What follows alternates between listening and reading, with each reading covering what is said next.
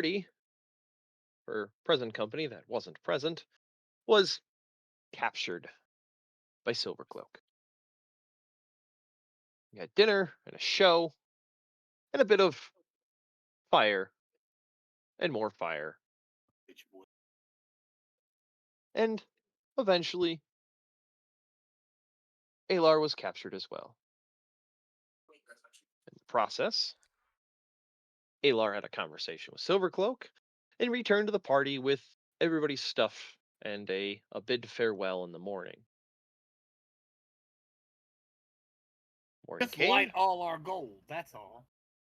No, he gave you all your money back. Oh, that's right. We had connection. He took Right. Yeah. nothing. That's right. He Indeed. found out we were connected and he got scared. That's right. And back on the road you went. And for the next while you traveled, We was made caravans men. passing. Oh yeah, passing caravans, a couple of individual travelers. And then you came on a crossroads with the copper road itself, and on the side of the road there was a distressed woman facing. She got up and approached as you guys came by and asked for your help. Her nearby small little village, some children were missing, and it's been a couple of days, and they were worried. So you follow her to the village and eventually discover there's something rotten under the graveyard. Alar dug a trench, finding where the ghouls resided. Fight ensued, Samuel almost succumbing to the venom of the ghouls, but everybody came out okay at the end. Lies and And you slander. Things do not happen to Samuel. He is a god. Y'all just imagine it. and you found the missing children, bringing them with you back to town, and the town folks were quite relieved. And they invited you to dinner. Conversation was had, and the village priestess or nun or religious figure, I quite haven't figured out what word I want to use for my religion, gave Alaric a small charm. You guys were then given a empty house, spend the evening, and there you slept, discovering that the charm itself can ward off death for a moment, but only once. It's now morning. You guys have had a successful long rest. Townsfolk are awake and moving about the fields, harvesting crops, loading wagons.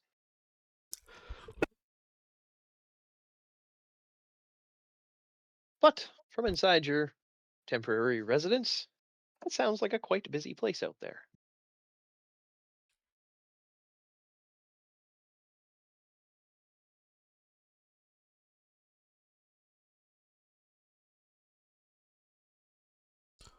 So can we leave now? Nibbles is pawing at the door. I say we follow the weirdly cute dragon thing, and we skedaddle. Yep. Get on with our quest. I believe we so did. If we run into the paladins, we would let them know. But otherwise, yeah, we're just moving on. Yeah.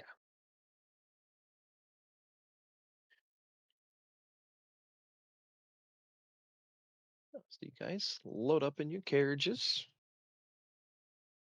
and get back on the road, heading west. Wait, did we ask how the hell to get out of these woods? We're out of the woods. You're, Oh, you're, okay, we're out you're of the woods. not in the woods. Yeah. Oh, good. No, You're we're very gonna far string from him up. We'll come back. We'll come back. Believe me, we'll come back. He's on the list. He's on the list.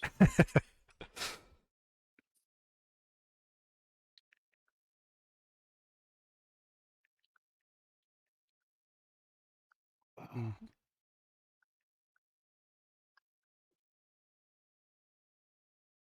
But yeah, you guys get back on the road.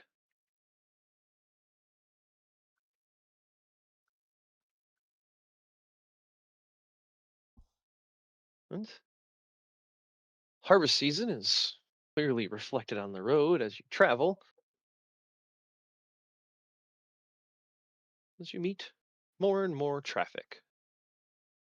Wagons piled with bundles of grain, mule carts loaded with sacks, and the typical traders and caravans you've been seeing thus far.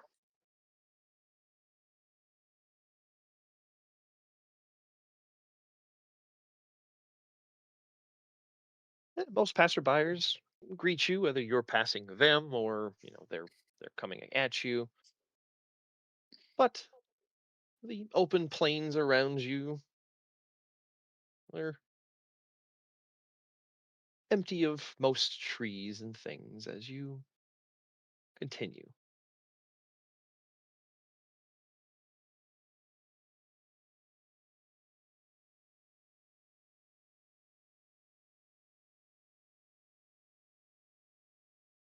And about a week of travel or so goes by, and ahead of you, you can see where all the traffic is headed. It's a rather wide and tall city, spans across the face of a river. For those of you in the party that have traveled in this part of the world, you know this is the city of Haidar.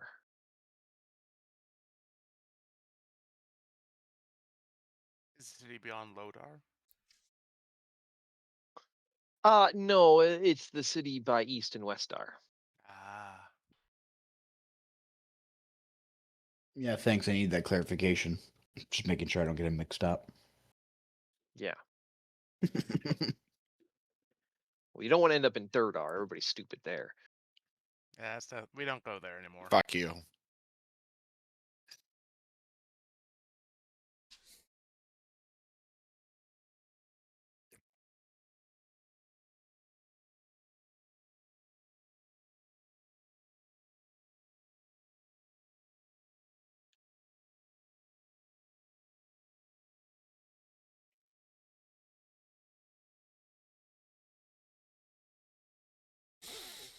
Well, this is on the way to that city we have to get to. Flipping back through my notes. Redland.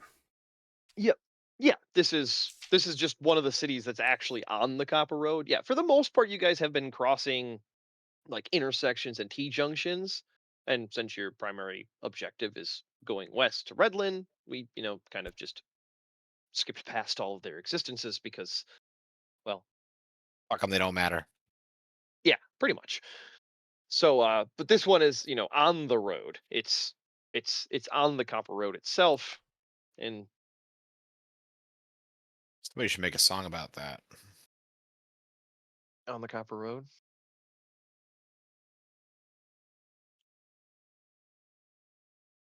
I didn't even realize that. Now that you mention it. It's not I always the die from Copper Road, it's dysentery. the Copperhead Road. Oh, true. You're right.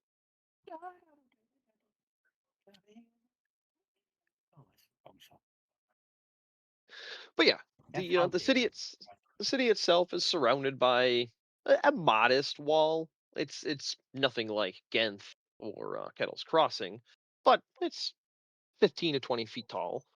It looks almost temporary, though it is large block stone, and if it needed to be defensible, it could be. But the Copper Road breaks up and splits across several different entrances. You can see on so you're traveling west. On the north, you can to your right, you can see a lot of carts with grain sacks heading towards a gate up there. And then there's, another gate further down the way. That one just looks like it's got caravans and regular travelers going through it. And then there's another gate that has some very fancy looking carriages. And then there's a fourth gate with a bunch of people walking.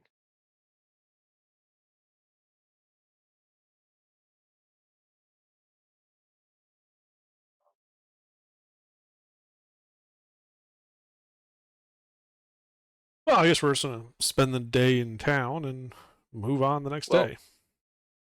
How do you get into town? We just drive up the road to the main gate. I'm sorry, maybe I'm missing what the big problem There's is. no obvious main gate. They seem to be split up. There's a gate to the far north. It looks like it's full of So the road doesn't train actually go traffic. through the town; it just goes near it. The Copper Road, it comes up to where Haidar is, but the Copper Road itself kind of ends before that, and then there's 4 like off the Copper Road. Because remember, the Copper Road's 80 feet wide. So there's 4 like paths that all split evenly from the Copper Road. There's no real consistent main path. Does that make sense?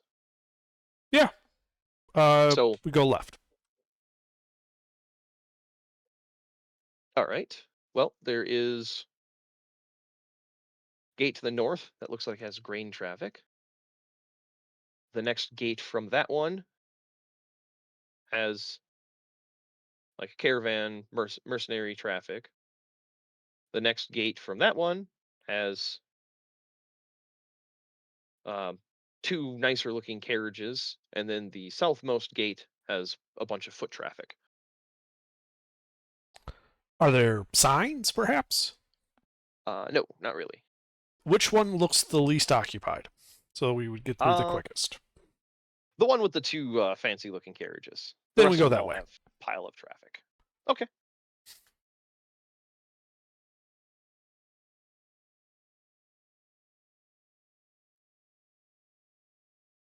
And you guys queue behind the other fancy looking carriages. Very much like the one that Alar has. And then the other carriage that you just, randomly acquired. Don't know how we got 2 of them. Somebody died. No, he Look, hasn't been able to play. There was a thing, and then he didn't need it anymore.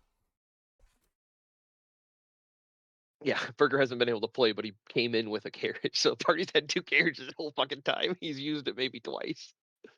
But anyway, yeah. The first carriage, talking to the gate.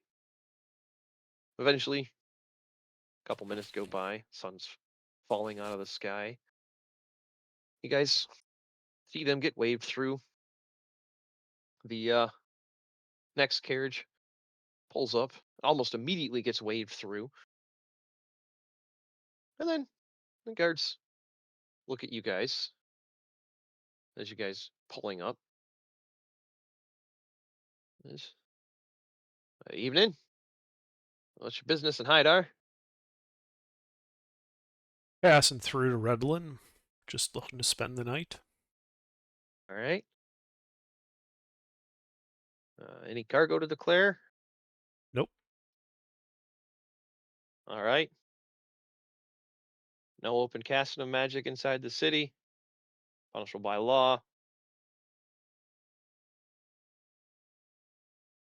Just don't do anything stupid.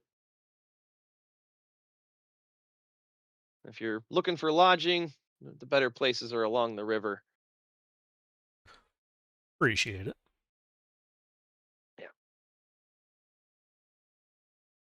And it looks like he's looking at your carriage and he's counting. How many persons are you? There's what, 8 of us?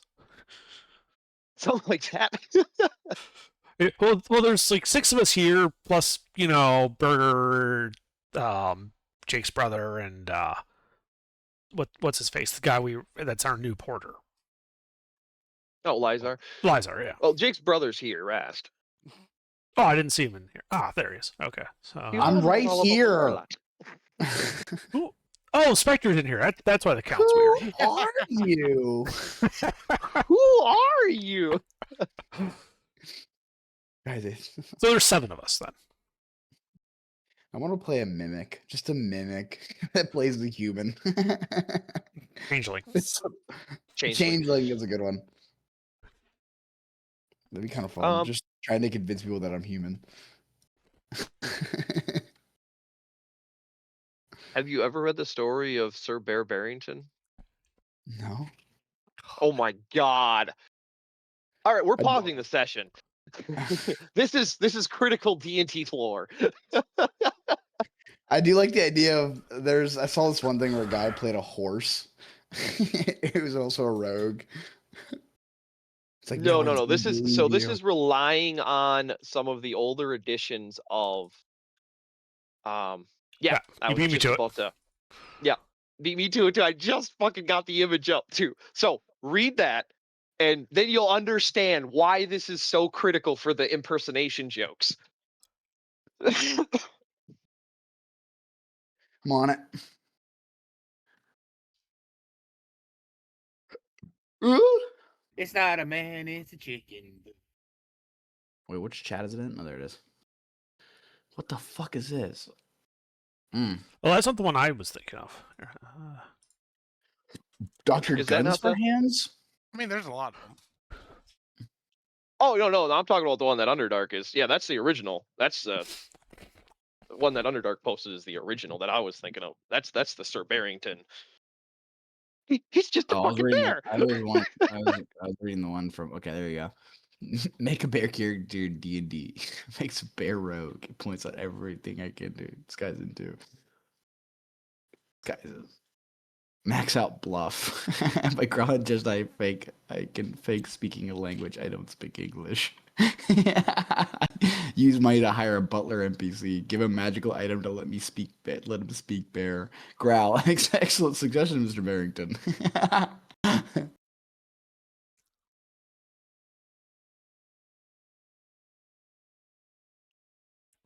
Oh yeah, someone on YouTube covered this. It was a D&D short, and they were like Yep. they were talking about the Barrington. He's just a bear. Everybody thinks he's crazy. Oh fuck yeah! There's a YouTube video.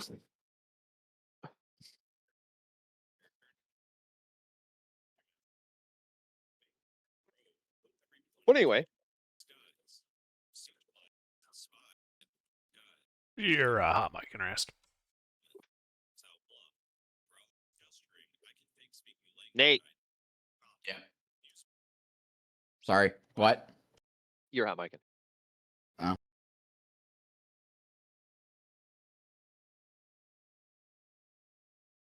But anyway, like I just asked how many people are there, and you say 7. And it's like, all right, and 37 gold. Okay, I hand it over. He takes it. He hands it to a guard behind him, and then they wave you through. And we enter the town. City.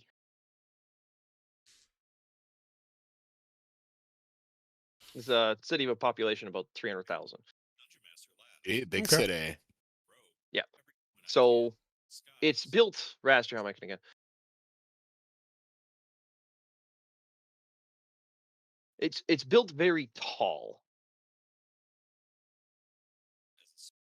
There's grain silos and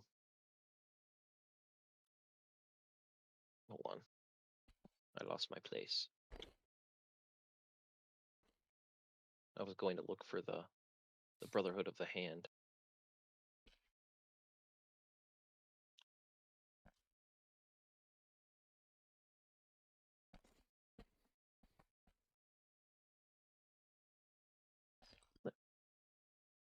Dense vertical trade hub built along steep embankments and terraced stone quays.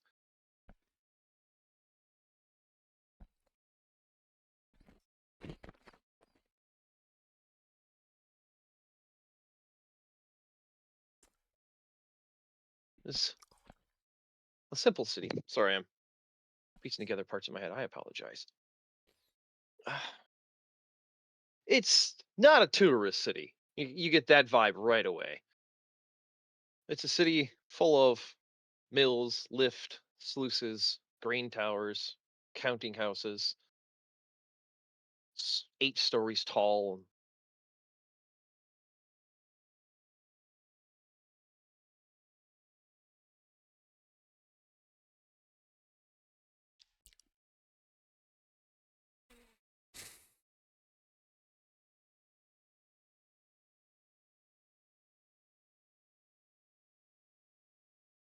This is why I should have prepped, because I have everything in the wrong order.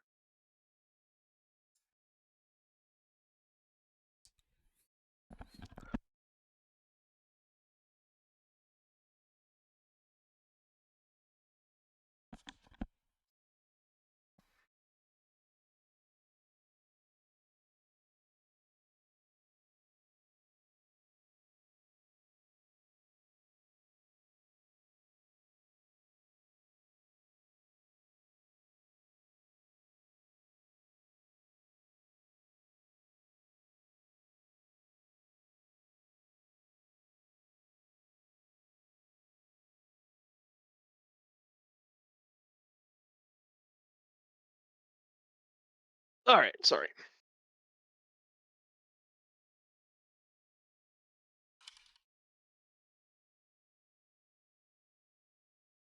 Passing through the gates is like stepping into the workings of a machine.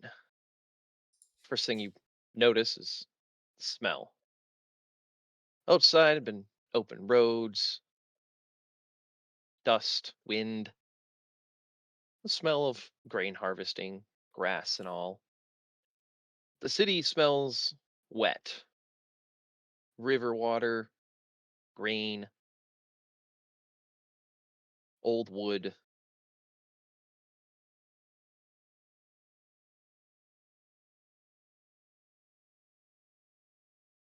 It's not quiet either.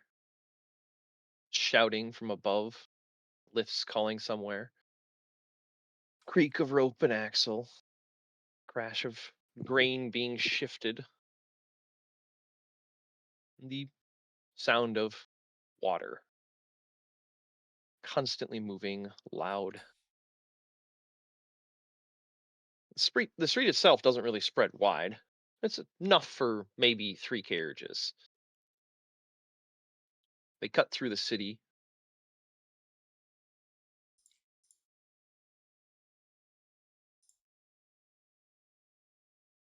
Between storehouses, counting houses, supports, and steep staircases everywhere.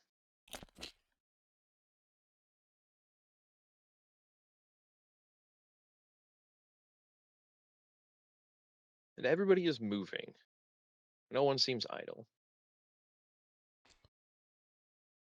Porters carrying shoulder harnesses with crates between them. Clerks with ledgers. And grain workers everywhere Rain. with grain.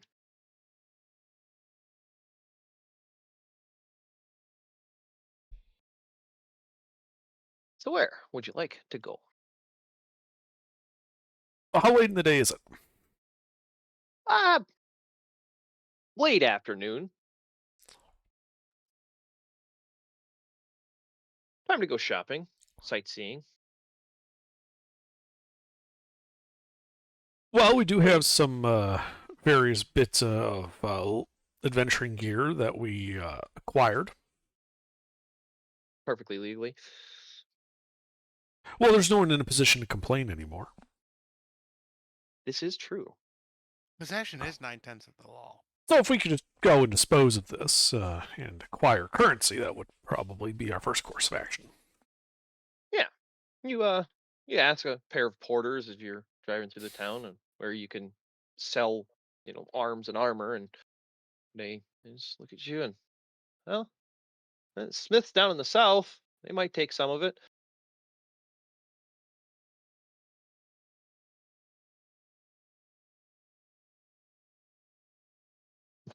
And so you guys turn south. Eh, the city's a little quieter here. It seems like a majority of the grain processing is on the north side of town, but it's still a very busy place.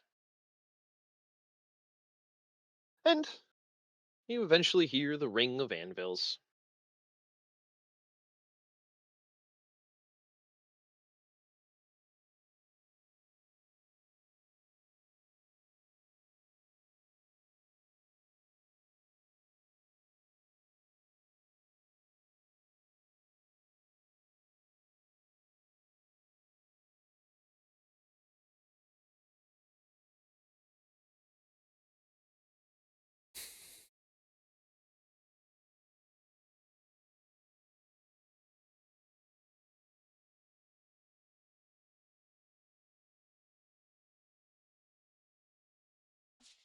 Well, we go and sell our stuff.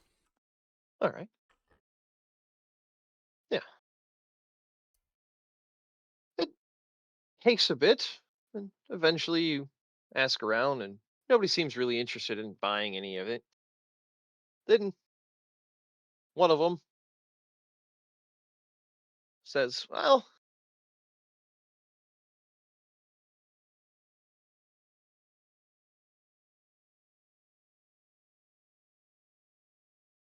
Valus likes to buy crap like that. He's a couple blocks east of here. Look for a elf with too much hair. You'll know him when you see him."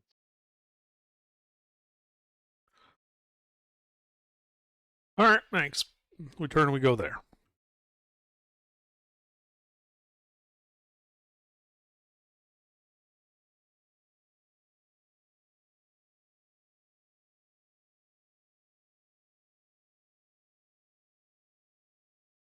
Yeah. You start heading east, and there's a larger open space with no structures above it, which is quite unusual because everything here is stacked on top of itself pretty much everywhere else.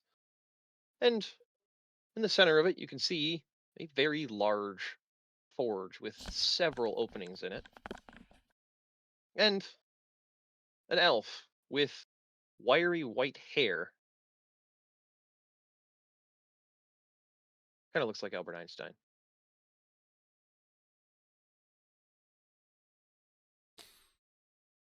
But the entire space around it is just cluttered with all kinds of random junk and stuff. There's bits of armor, weapons cut up into pieces and broken.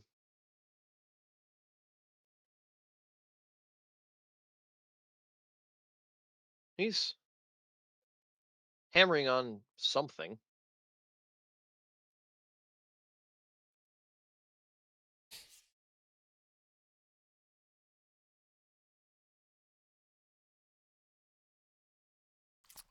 I get his attention.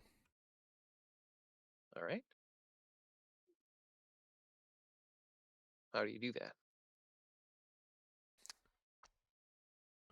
Well, if I'll approach like the entry to the place and see if he notices me there. If he doesn't, then I'll just walk in and walk right up to him and just shake him by the shoulder to let him know I'm here, since he probably can't Yeah. hear shit in here. It would appear as yeah, there's a opening in one of the middle sides, kind of. The entire outside ring is almost like a fence of just shelves of crap. And yeah, you walk in, you walk right up to him, and he's just pounding away, tink, tink, tink, and you grab his shoulder and shake him, and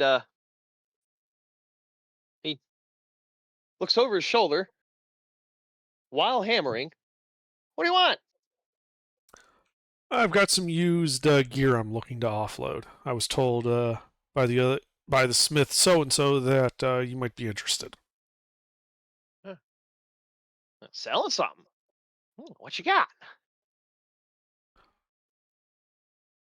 We have a longsword, great axe, club, chain shirt, a shield, some half plate armor, studded leather, some splint. Hmm.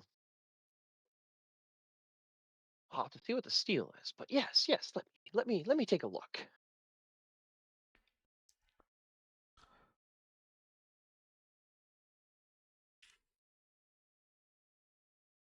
Yeah, and I just bring him out to the wagon, pull up the sheet that we have covering all this stuff, and it's kind of like, here it is. Oh, no, no, no, no. I buy metal, not items.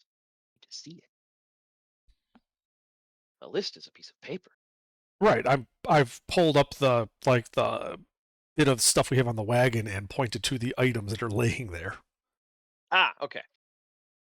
I thought you meant you pulled up Lizar's organization list. No, I mean I'm referencing it to figure out where we stashed everything, but I just go to the wagon and just like open up the container that has it and be like, here it is to the smiths. We can look and inspect it.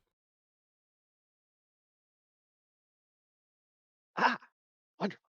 He starts rummaging through the crate, looking, pulls up the chain shirt, shakes it, smells it, chews on it. Ah, this is good. This is good. 1 second. He goes back into the shop and gets a cart and drags it over by your wagon. And he starts setting things on it. Sets the chain shirt down. Shunk. Pulls the blade out. Sure you want to sell this? This is very good steel. Yes. More the merrier. He sets it on the cart. And he looks at every single item one by one and sets it all on the cart. All right. How much do you want? 600 for the lot. Nah.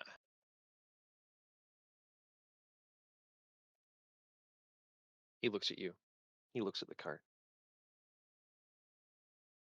He picks up the chain shirt, sniffs it again, and sets it down. All right.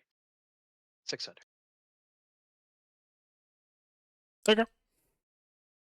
He drags the cart back into his stall and goes rummaging around one of the sides, clinking and clanking, knocking stuff down. Then he goes to a different side, starts rummaging around, clinking and clanking. Eventually pulls up a wooden crate, opens it. And he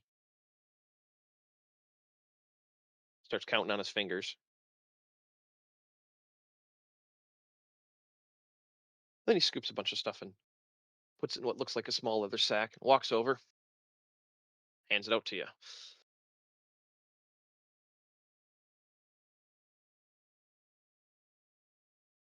$600, I think. I look at the bag. What did he put in it? I was watching when he did this. It looked like a mix of copper, silver, and gold pieces.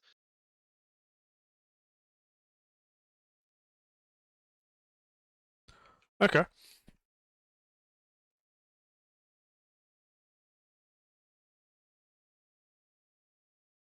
And I just kind of like raise an eyebrow when he says he thinks. People who cheat me tend to end up with their equipment being sold to the next smith down the line, if you catch my meaning.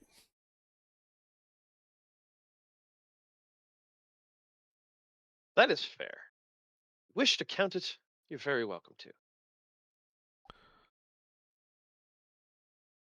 But I know there's at least 600 in there. Maybe. As I said, since you're unsure, why don't we count it? And then we'll know.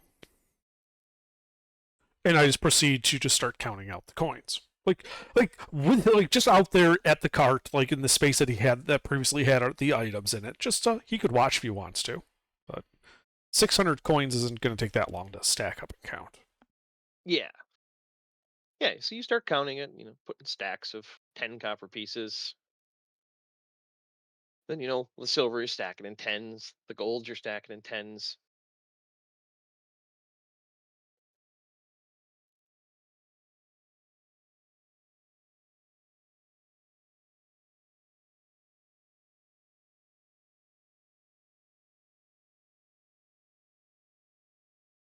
All right. And you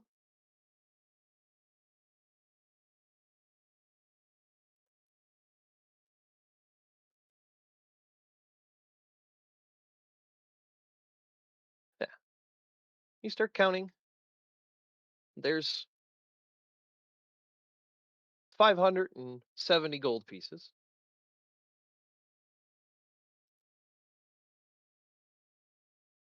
220 silver pieces.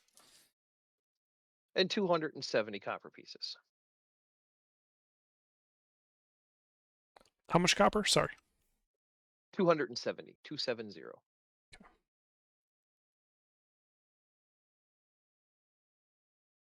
See? Like I said, 600.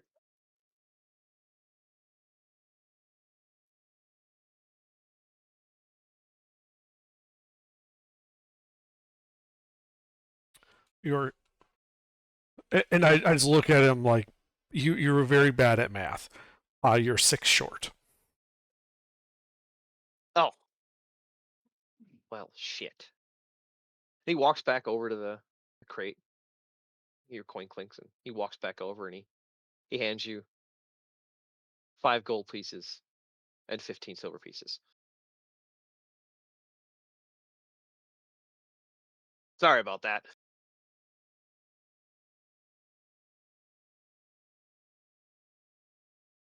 I offer him the 5 silver back, like, we agreed at 600, and I'm perfectly happy there. You don't need to offer more. Oh. Well, thank you.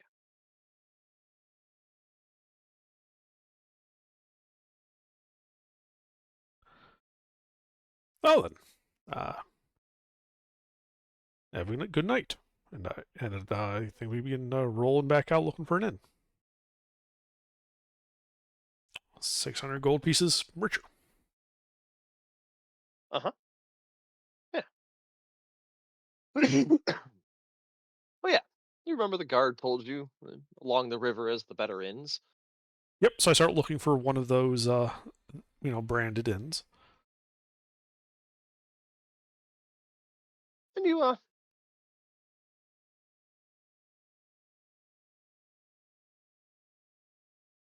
start moving along the riverfront. There's a lot of dock space, and you can see why. There's barges constantly moving in and out. The ones that are moving out look like they're pushing to the far bank and heading back north. Incredibly busy dance.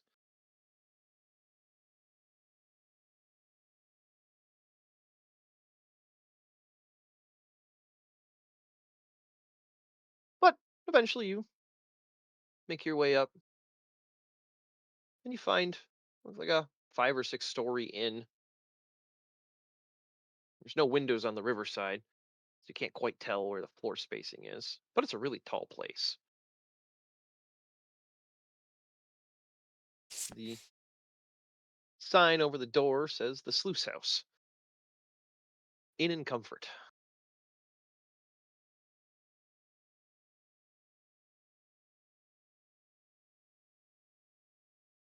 Do you stop here or do you keep looking?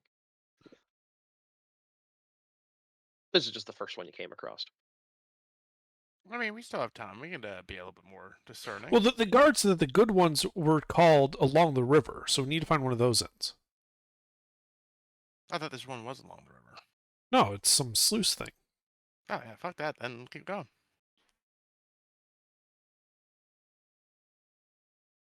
I know what you're doing.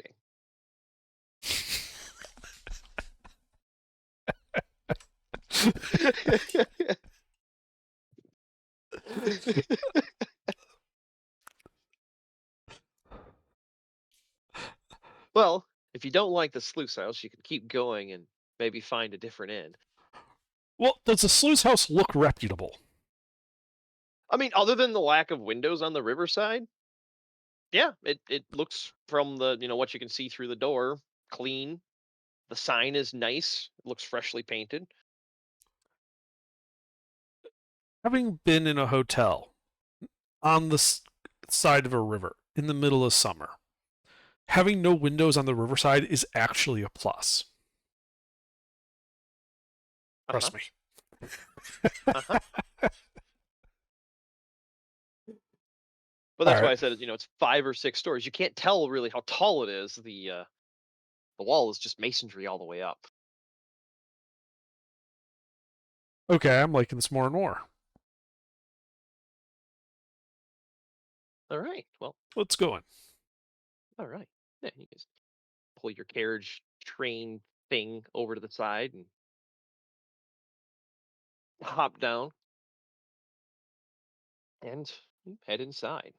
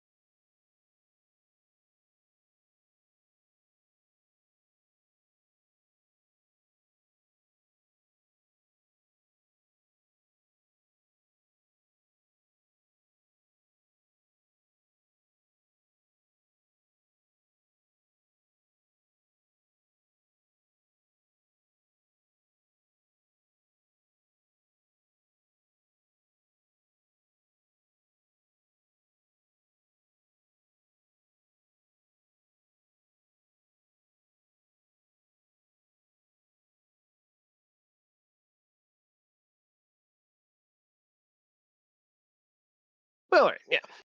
The inside, the entry hall is quiet.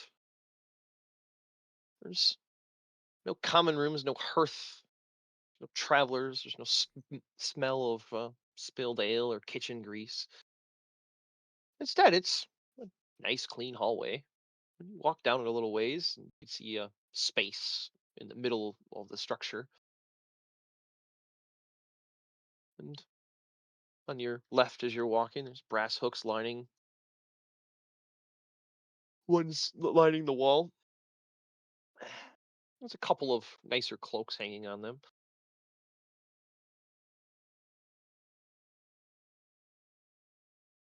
And then on your right, the room opens up and there's a halfling girl at a counter.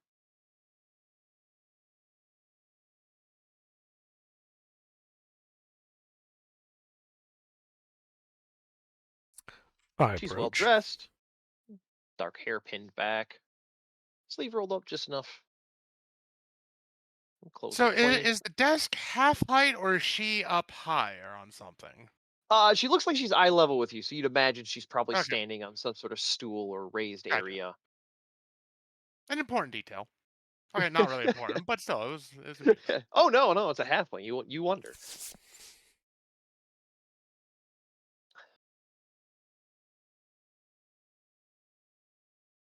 Welcome to the sluice house. We have rooms available, single, shared, or if you want a larger suite, we do have some of those still. But I would recommend getting something now, as more and more travelers are coming for the grain hall. Yes, we'll take. How large are the suites? The suites can house up to 8 individuals. They are Okay. expensive, though. How expensive? Um, 20 gold a night. Okay, we'll take a suite for one night. And I just put 20 Oh. gold on this counter. Yeah, and she flips open a book, starts writing in it, then hands you a very ornate brass key with a piece of paper. All right. Well, I hope you'll find yourselves comfortable here. We do service rooms with food, but if you want anything extravagant, do beware. There's an extra cost for anything outside of normal food preparation. And what is normal food preparation here? We've traveled a long way, so we're just not familiar with what is considered standard. We have steaks, soup, and a few other things in the kitchen. The chef does enjoy making omelets, so if you're interested in breakfast, they are world class. So he says. Well, I am interested in eating well, so yes, I think I shall take your chef up on his offer, both for dinner and breakfast in the morning. Excellent, excellent. Well, please enjoy your stay. And she just nods her head. I nod politely and turn as if to start going on. Then I say, "Oh, one other thing. As I said, we've traveled a bit of a distance. Is there any place in town that deals in magical accoutrement, spell scribing components, scroll work, that type of thing?" In Hydar? No. The last certified wizard was kicked out of town for illegal spellcasting after he was in prison for 2 years. And when was that? Many years ago. I don't know exactly when. Okay, but not super recently. Yeah, no. Okay. From what she sounds like, yeah. Okay. I nod and say, well, that's too bad. Thanks anyway. And I turn and start corralling all the party members and Lizar with our luggage up to the suite. Yeah, and you look at the piece of paper. Yes, I would look at the piece of paper. Yeah, it says a 602 on the paper. Okay. So yeah, you guys make your way up the stairs, up the stairs, up the stairs, up the stairs. Eventually, you get to the 6th floor, and there's 4 doors, each one taking up a quarter of the building. Those are big doors. I know. But the space at the top of the stairs and the hallway itself is very small. It looks like there's a closet or something at the end of the hallway, and then there are 4 suite doors, each one labeled 601, 602, 603, 604. Well, the paper said 602, so I'm assuming that's our room, and we go to that one. I really thought you were going to say, so we go to 601. And 603, But anyway. because we surround them. But yeah, you we'll just go through the walls. they're casting spells. My God. Le feu. But yeah, you go to 602, put in the key, and it turns smoothly in the lock. A very soft click, and the door opens. And inside is a rather large common area. There's a table with half a dozen chairs around it, and several doors. You can see one of them is open. Looks like there's a decent sized bedroom in there.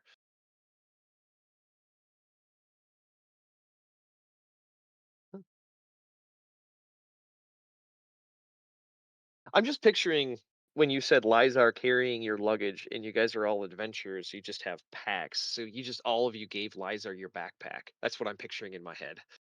Not like the typical bellhop carrying too much like luggage.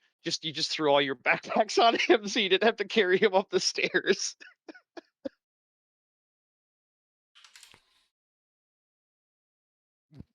Basically.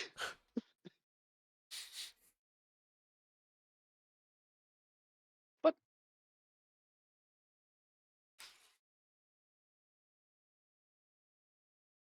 the room smells faintly of lavender.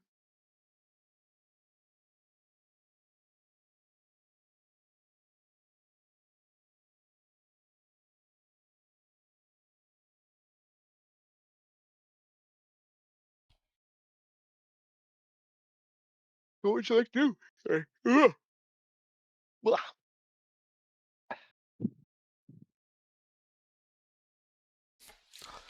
Well, what I'm going to do is settle in, begin if there's enough time before the end of the day, begin working on on a scroll. Otherwise, wait for dinner. All right. Yeah, I'm just gonna wait for dinner. For scroll scribing, you have 2 hours before dinner.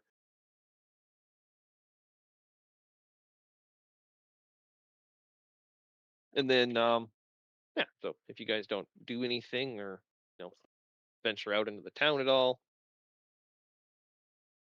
then yeah, those 2 hours would just pass. Yeah, well, These with people are beneath me. yeah, they don't even have a magic shop. So what do I care about this town? I mean, yeah, I mean, this town is Worthless. full of peons. Yes. it's it's a socially taboo anti-magic city. And you got a wizard, a sorcerer, and a paladin, and a bard in the party, and a cleric. You are all casters of some sort. With a magic dragon. Yeah, this town is just anti us totally. Like this town could burn down, and we would have really lost nothing. If we weren't the ones that burned it down. Okay, Well, look, I I have mean- fireball, but it's not me. I totally swear. All right. It's a city that's ripe with fresh grain.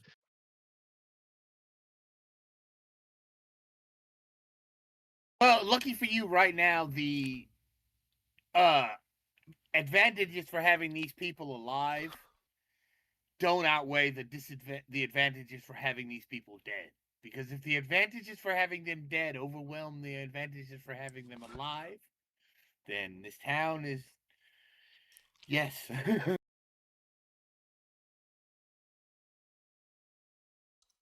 Well, so far you haven't seen or had anything untoward done to you. Do you let Lizar bunk with you, or do you make him get his own room? He gets one of the rooms in the suite. Just curious where he is. Yeah, no, there's enough room for him, so yeah, why not? Make him get one of the cheapest singles here. It's still like 5 gold. He No, doesn't have money. Anyway, I prefer to keep him where it's easiest to keep him alive. Because in any fight that's going to be challenging to us, he would just be like one of those NPCs that just get instantly gibbed in it. yes, for the most part. And we like him. Yeah. He is handy. He's a good carriage keeper.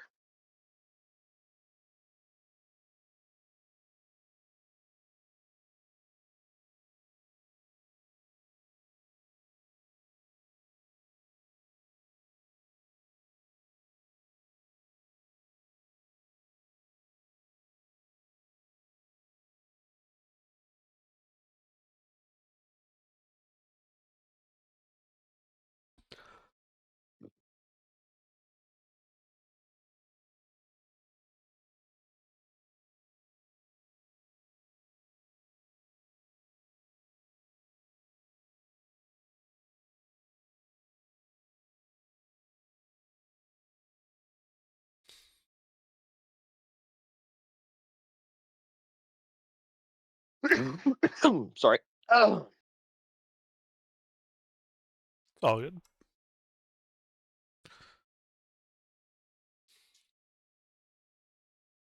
But yeah, the because the suite takes the one of the riverside corners of the building. Some of the rooms sit along the outer wall with views of the city street and along the river, but none look directly over the river. We go through the woods. Huh? Over the river to the woods. Oh, right. Nope. They do neither.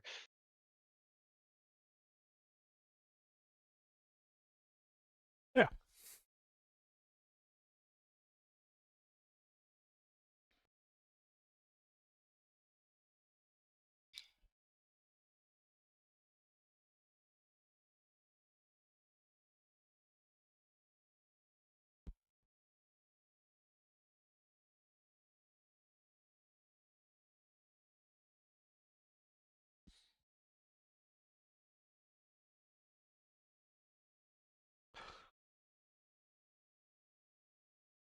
But assuming nothing happens, we eat our meal.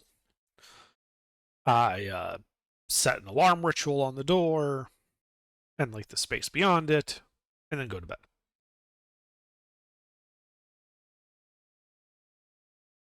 All right.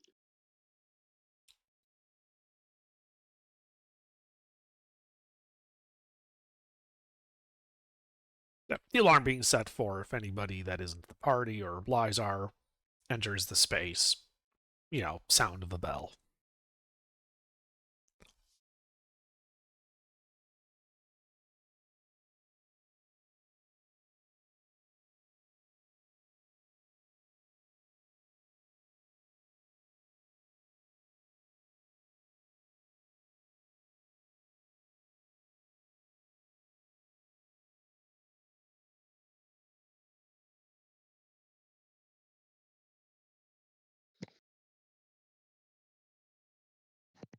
All right.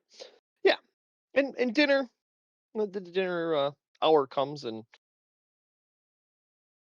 you hear a soft knock on the door. The alarm goes off.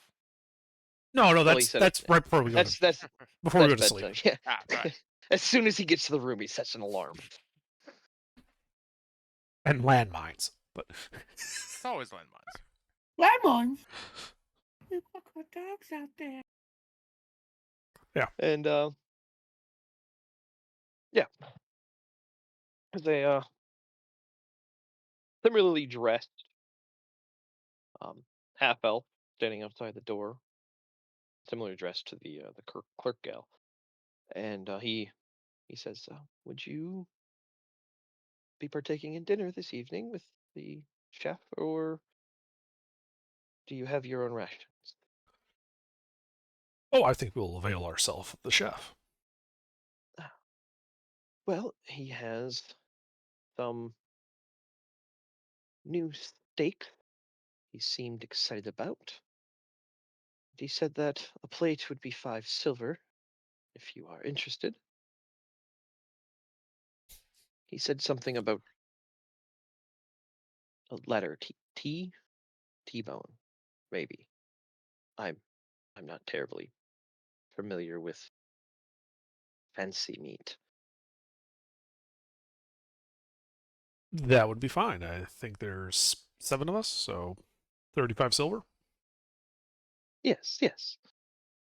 I hand it over. Yeah, and he takes it. All right, your food will be up shortly. And he disappears. I thought magic 15. wasn't allowed. What's that? He just poof disappears. Well, he turns and quickly goes down the okay. stairs. He disappears in the normal way. He Okay. made Lambo himself Phoebes. scarce right in front of you.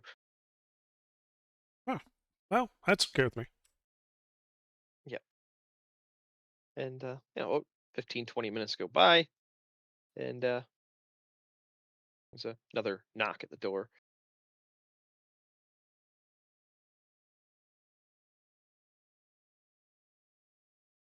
I mean, we just have Lizar like acting as our secretary. He's just so he's like standing opening... at the door. Well, no, he's probably relaxing, but he's the one who gets up to answer the doors. Yeah, Liza See who goes it and is. opens the door, and a man comes in, dressed in very clearly kitchen chef attire. Ah,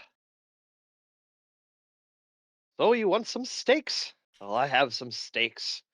My name is Bick. Please allow me to serve you. And he rolls in a cart, and on it there are 7 plates covered with the metal bell thingies. I forget the word.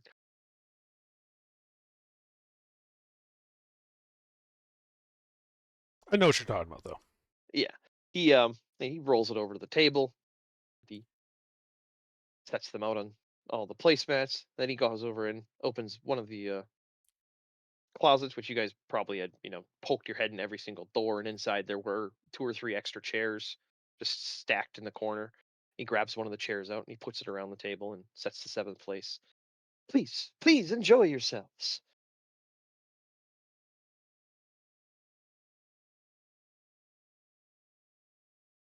Yeah, we sit and Enjoy the good And meat. as Yeah. you guys sit, he goes around and he pulls all the things and puts them on the.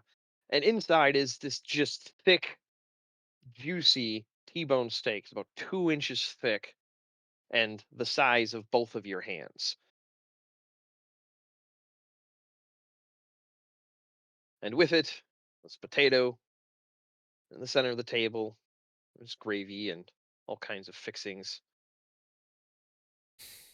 And he he seems to stand by the door, kind of watching to see what you guys do.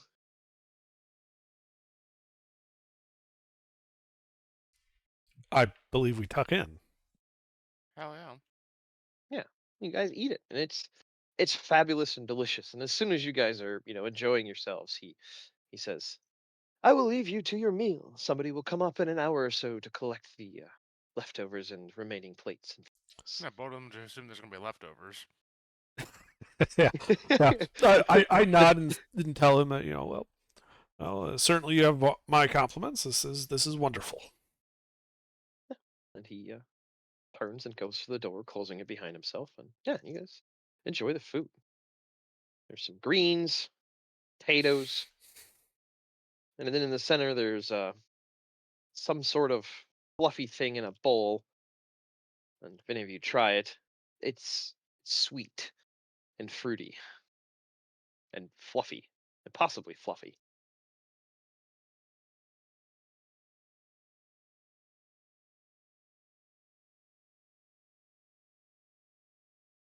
Well, yeah, I would try everything. It's really good.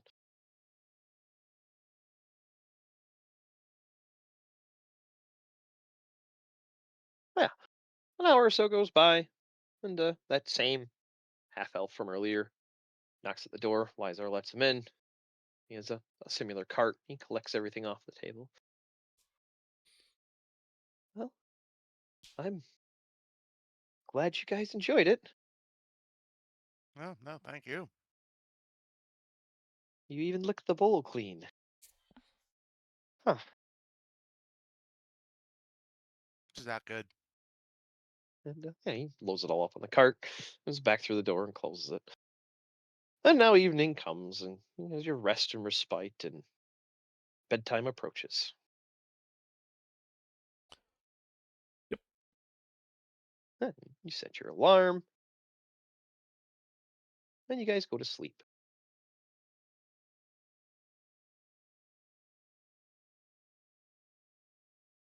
And morning arrives. You have all successfully had a long rest. The suite is quiet, heavy walls holding back most of the noise from the street below. But you can still hear the soft creak of wagon axle somewhere, distant groan of the lift machinery, muffled calls of people at work, and the thin autumn light filtering through the windows that you do have.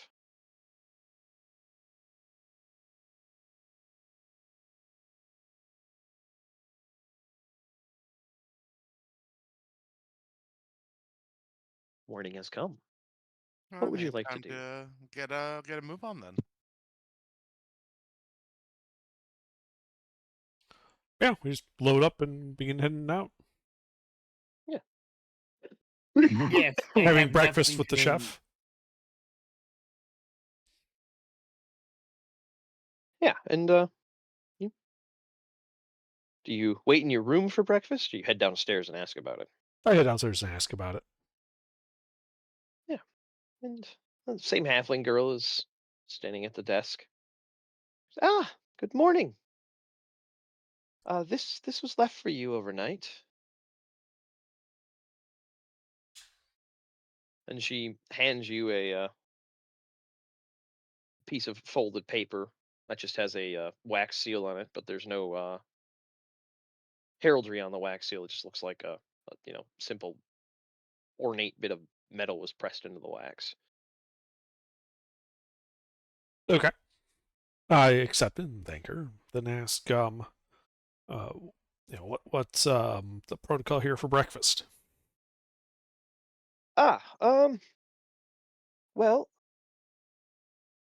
I can ask Bick what he is planning, and if you just come with me, I can show you one of the common rooms down here if you don't feel like going back up to your room.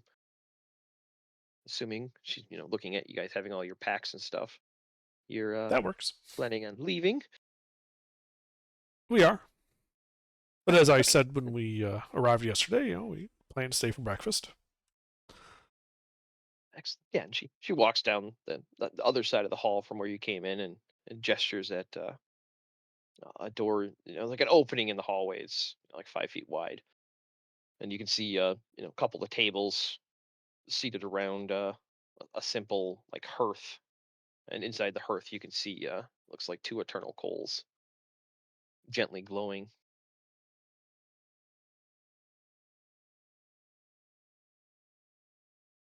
I'll go get the chef and let him know you're interested in breakfast. Perfect. Thank you.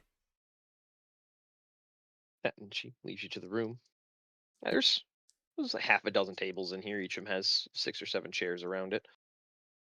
It looks more like the staff common room than like an official somewhere guests are supposed to be. That's okay. While we're waiting for her, I would crack the seal on the letter and read it. Yeah.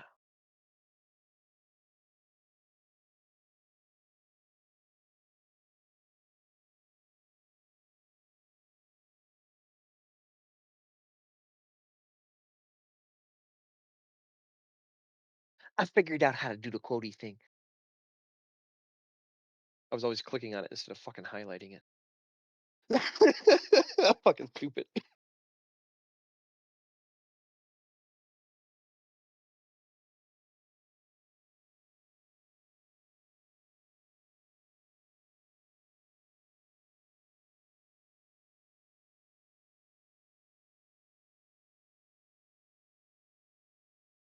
Anyone remember who H might be? Nope. Go ahead and give me a history check if you're trying to remember if there's any relevance to the letter H for a name. Anybody that wants to. Sure, why not? Oof. The smartest man in the room's not sure. Anybody else? Johnny Rast? Samuel?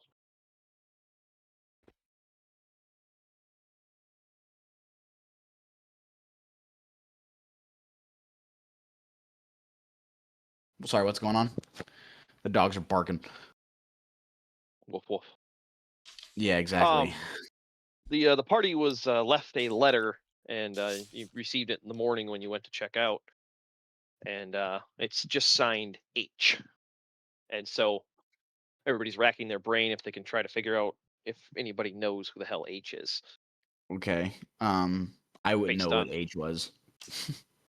I was What saying, about yeah, the you s- you is would be there a the seal least on it? likely to know because you joined just before Tubbsville. But Is there a seal on it? Like a mark? Uh, A house mark? there was a wax seal, but there was no heraldry. It was just like fine, And what are we Um, rolling to determine if we know what this is? history check. Just racking your brain, trying Run to it. remember. Who wants to do it? What's my history? Everybody can. Like Alar's, you guys are all sitting in this common room, and and Alar's asking, "Does anybody know who the fuck H is?" But in prettier words. I have a -1, so someone do it. Well, you Sure, can roll. you can roll. Anybody can roll. You can score higher than us because we flubbed. They Alright. they twiddled their fingers hard. Yeah, well, you scored higher than me, so Yeah, well. Yep, so we're Wah, all wah, just scratching our wah. heads together. Yeah, none of you're start asking around. not sure. Well, there's you yourself in the party. Well, they just asked us to come to a service alley between the West Grain Towers off the river.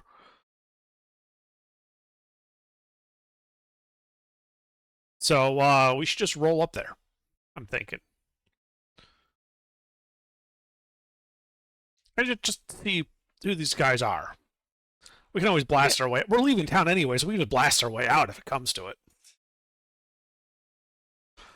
Sure. Oh, and also, yeah, This there is true. was Yes, this is true. there was a for the population of the city, there was a significant enough guard presence. I completely flubbed mentioning that, but you did see that they were pretty much just packing like bucklers and long swords.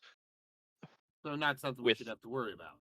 yeah, like most of them were wearing leather armor. Like they look like they're ready to deal with thugs and bandits, and maybe in force they could handle one mage. But you guys, you're a tad bit strange and scary, so you don't think you'd have much trouble if you caught the attention of the guards. Not compared to Ghent, anyway.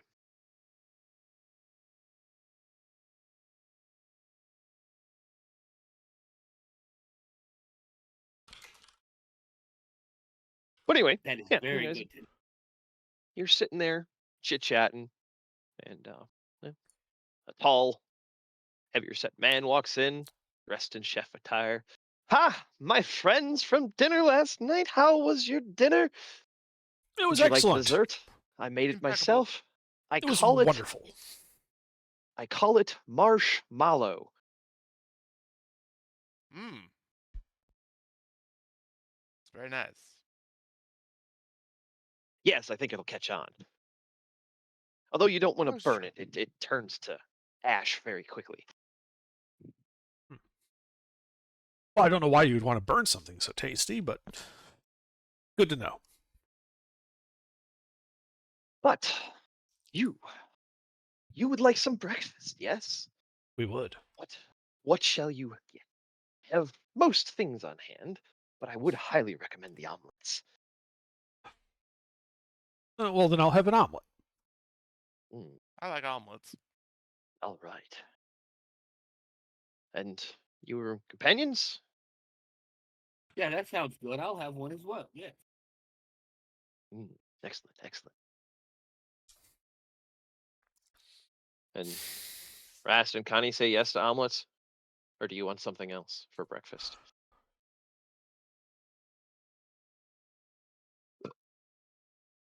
Jake and Nate, did you guys die? Did the dogs get you? Come on, we're not low-level adventurers here. They're super dogs. You've seen my dire rabbits. Imagine my dire wolves. Yeah. All right, they get omelets anyway. They've been drafted into the omelet army. Yep.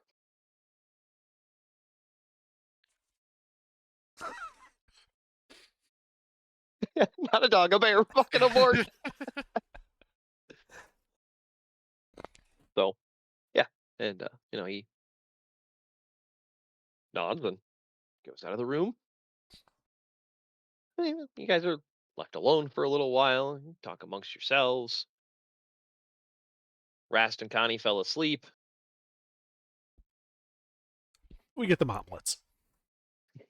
I am definitely down there getting omelets. What the fuck? What do you mean? I'm here. You guys are quiet, so I was just giving you shit. Yeah, we're You got talking to background Alex. noise. You're all Hey, you're you're all good. I got the headset on. I'm listening. So, but yeah, about half an hour goes by. You could smell him cooking.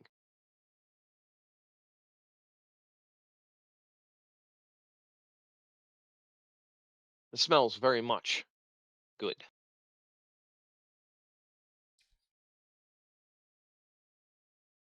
15 minutes or so go by. And he rolls in a cart with 7 trays on it, each covered, and he sets them in front of you all and takes the lids off all of them. And there is just a massive log of eggs, perfectly yellow, on the plates. That jiggly wiggly omelet that's just right. Perfect.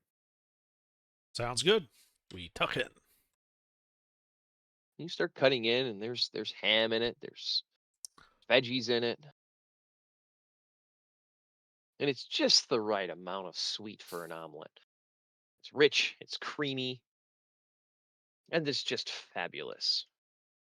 If you had to say it was the best omelet in the world you ever had, you wouldn't be far off. Can we like take this guy with us? You ask him that? No, I'm asking. I'm talking to Alar first. No, Oh, for one good reason. We live a high risk lifestyle. There is a good likelihood if he comes with us, he would die. I would much rather such a world class chef be right where we know we can always come back and get a good meal. this is wisdom coming from me. Yes, fair enough. Yeah. So the actual style of the omelet is more of this. It's a massive log with fixings inside of it all the way through. Okay. So yeah, more of a I forget what that is, like Japanese rolled omelet. It's tamago. Yeah. It's tasty is what it is. It's very Oh, yeah. good. I tried to make it. I don't have that. It's hard to make, actually. If you don't have a tall-sided square pan, it is pretty much impossible. Yup, I Um, tried to. Yeah, what I would recommend if you ever did want to mess around with trying to do it again is use a glass, like 9 by 13 baking pan. I have one. Oh, I have a small one. I have a small baking pan. Yeah, and then put your oven on a lower temperature setting, and then Mhm. use your oven to cook it. That way, you're not putting glass directly on the burner. And then the convection from the glass will do more cooking than the air will if the temperature's low enough. And then pull it out, roll it, put it back in, pull it out, roll it, put it back in. You won't get the like putting a pan on the burner cook, but you'll be able to consistently get a roll moving along. I see. Like tried that. it's my my mom makes basically I don't know if you're familiar with quiche, but she makes quiche like that, and she does thin layers of egg with fixings, rolls it up, slides it down the pan, puts more egg in, rolls it up, and then we have slices of it. Oh, sick. I tried making omelet rice too. Didn't work so well. Oh, that's a fucking hard one. Yeah, didn't work so well. I just said fucking made scrambled.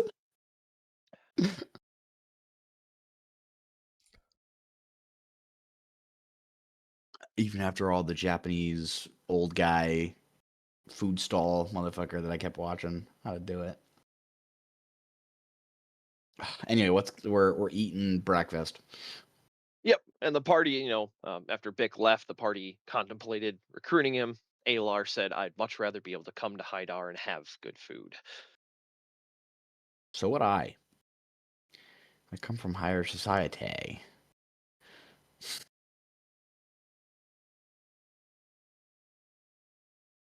You will respect my authority. Well, the way the party goes, no, we won't. I don't think we've found a single authority we actually respected. Yeah. Our authority we respect. All right, so we need to figure out what this letter is about. Well, it's So, obviously asking us for a shady meeting in a shady part of town without alerting the guards. I have no idea who sent it, but I'm, intrigued. So I'm just suggesting that we just kind of show up there in force. Yeah. Like we bring our whole wagon train and everything. We just show up and be like, all right, we're here for the meeting. And we can always say no. That would not make us skeptical of an obviously secretive meeting. They said show up discreetly. They never said stealthily. Heavy stealth. We shall show up all at once and not in a piecemeal analog manner. Oh, you're not going to go to the suspicious meeting point alone, Alar? Where's your sense of adventure? Ross is sitting This there. is my sense of adventure. We're going in as a force and recon. Recon and force, I mean.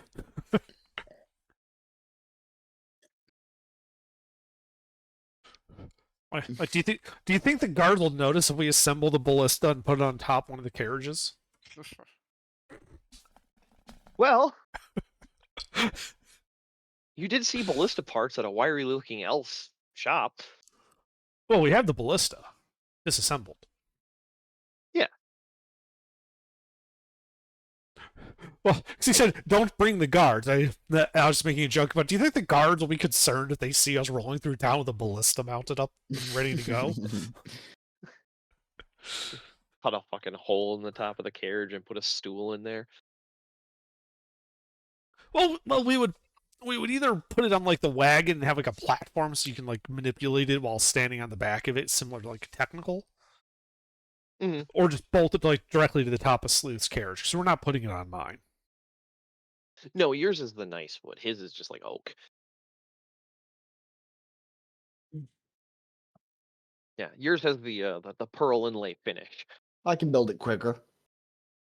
That's what I But do. that was more kidding. I don't think we'll need the ballista. No, come on. You never be too careful. It's like that one thing from what's that movie where he opens the back of the truck and goes, "Do we have a problem?" Ah, yes.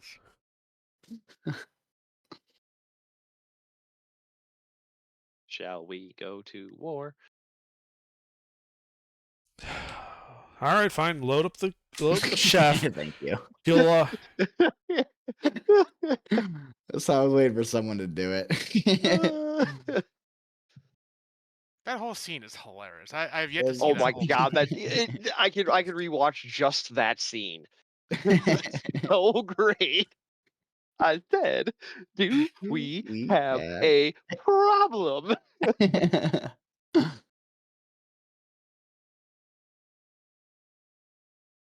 But anyway, yeah, and eventually Bick leaves you guys to eat, and you guys finish your meals and get up and head outside to your carriages and wagon.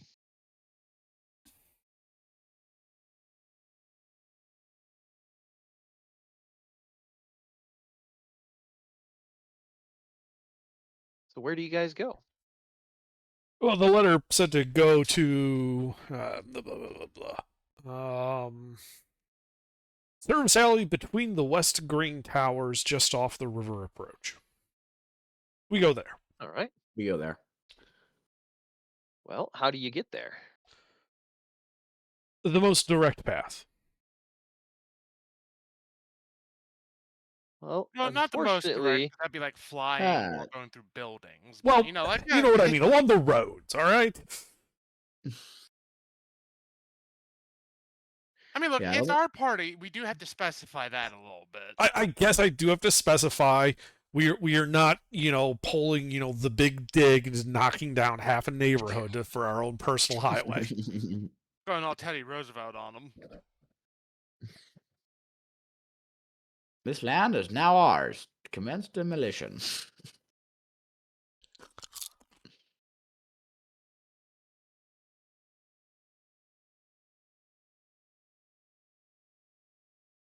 It's a good point. Do they have a flag? Haidar? Yeah. Yeah, they're the crest that you've seen across the city and on the guards' uniforms has been a circle with 3 boughs of grain crisscrossing. Okay. Nuts. We can't claim the land. They already got a flag up on it. Damn. Yeah, it's red and gold.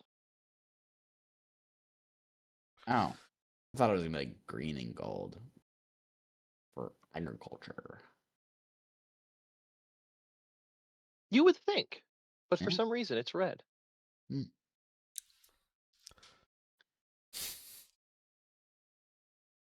How many times has the town burned down? How'd you know that? How'd you know the town burned down? Just Not a enough. feeling. Not enough. Did your son wire this house? Yeah, Oh it's very yeah, handy. it's very handy. How'd you know my house burned down?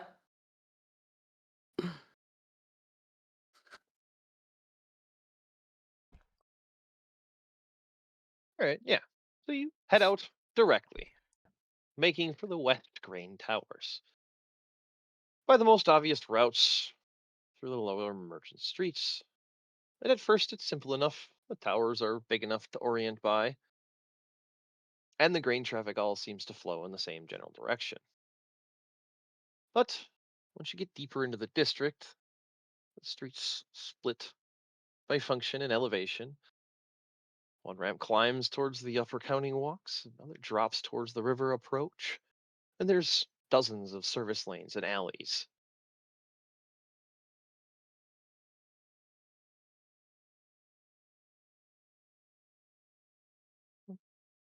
Pair of teamsters hauling a empty grain cart, cursing, goes past you.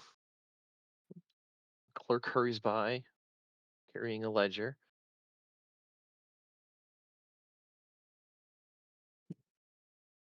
Rory, that tail is ridiculous.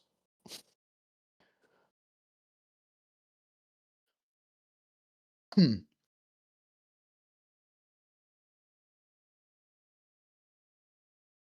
But yeah, you're not quite sure where you are. How does he know what time? Is he like midday? Like, Well, before midday, so I assume he's just waiting there for us to show up.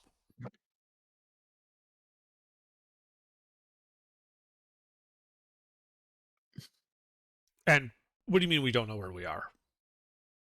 Like, I mean, you have a rough idea of where you are in the grain district, but for the actual service alley between the West Grain Towers, you're pretty lost now because the towering city, you've lost the position of the West Grain Towers. Ah, but you said there's like clerks and Um, stuff occasionally on the road. Yeah, there's teamsters. Yeah, we'll just there's waylay people one of them. hauling. We'll just waylay somebody and ask him where to go for I you can't- know I the can't West Grain fly up Tower there real service quick? alley.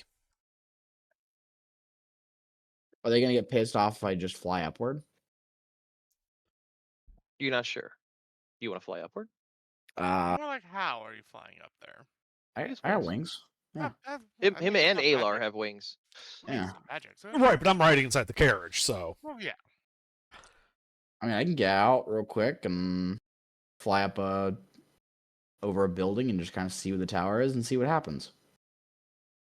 If someone stops me, I go, I apologize, and I go back down. It's not magic. It's my trait, right?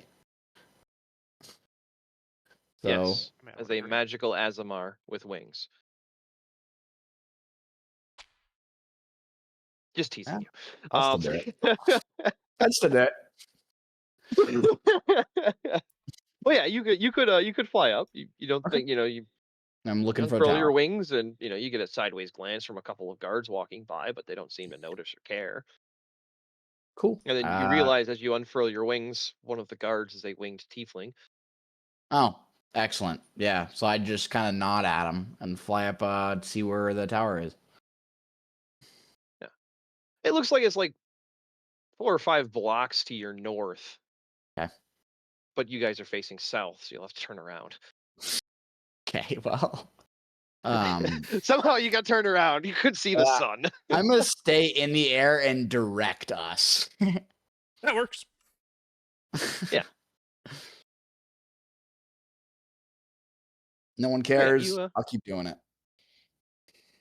Yeah, you make your way over there. It takes you about 15-20 minutes to, after you reorientate, you got a better idea of the lay of the land. But yeah, these streets are not. It's not city blocks. It is Mhm. curved, and it looks like it grew out of the river.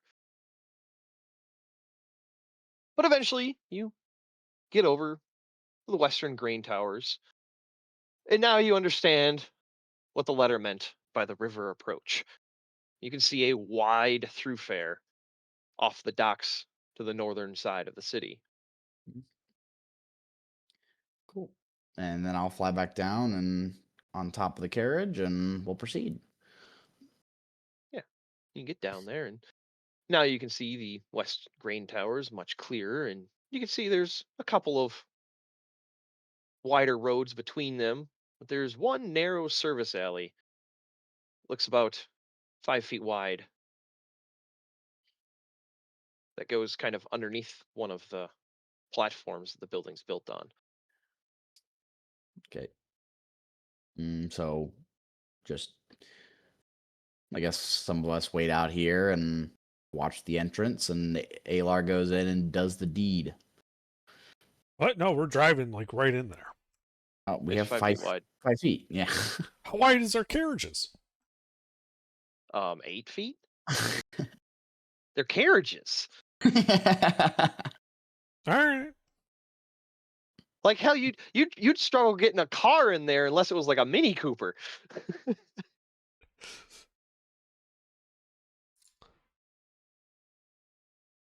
I'll wait out in front of the alley. Just kind of watch. All right, and I guess the rest of us are going in there. Yep. Lizar stays with the All right. carts. Yeah. And Nibbles has been just lounging in the carriage the entire time inside the city. Okay, that works. He's looks bored. Mm-hmm. He probably doesn't like this character, so he only likes Alar, so we'll leave him to it.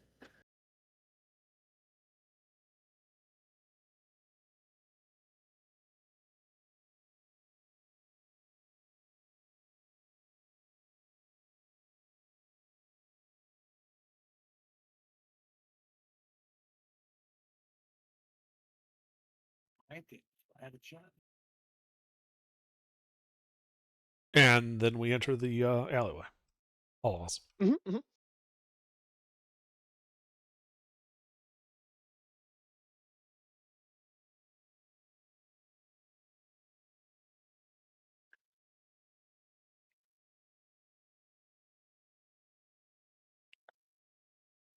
Yeah. He passed through the mouth of the alley and into shadow.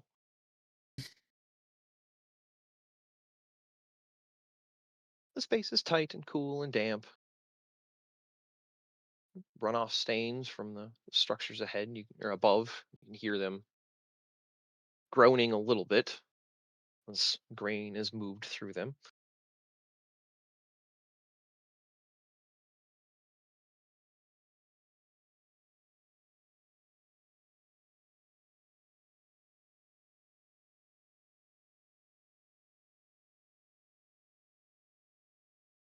But yeah. With it being 5 feet, are you guys doing a marching order or Yes. all right. Who's on first? Unless we can all clump up and be like 5 people wide in a 5-foot alleyway. I mean, you'd have to turn a little bit and it would be really fucking hard to coordinate the walking. But technically. I'm out in the front of the thing just with the carriage. You guys go in. Yeah, that's true. There's only 4 of you. You could almost go shoulders abreast. Yeah, we'll just go single file. All right.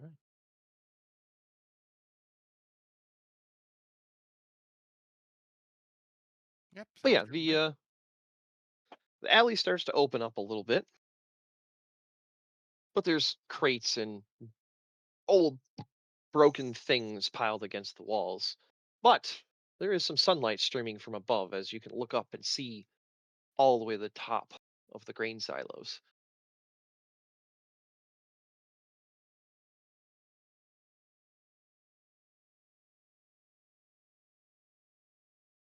And what's everybody's passive? I mean, it'd be Samuel and Alar that matter most because they're out front, so they'd be the first to see things. 9. 13. 13, 10. I think you're less than 13, right, Connie? If I was there, I have a 13, but Yeah. As you're walking down, kind of walking around crates, and there's this larger open area ahead you can see more sunlight in. And on the far side, you can just make out the outline of somebody standing against the wall. But they're standing in the shadow side, so you can't make out any figures on them. Well, if they're just in shadow to hide that, then my dark vision would counter that, wouldn't it? Oh, you're not close enough. Sorry. All right. Yeah, it's That's fine. about 150 feet. Yeah, it's about 150. Sorry, I always forget the distance stuff. I'm sorry. Yeah, so about 150 feet, you can see what clearly is the silhouette of somebody standing in shadow, but it's too far for anybody's dark vision to pick up yet. Okay. Well, that's probably our contact we approach. All right, yeah. As you get closer, your dark vision cuts through the shadow, and you can make out the figures of what looks like a tiefling. He's well dressed. He's wearing a long, heavy leather jacket. You can't see anything underneath it.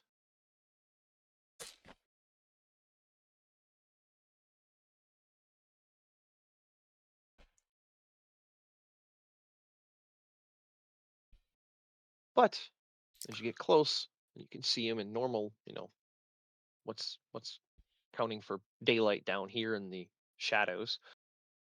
You see he's tall, lean, charcoal skin.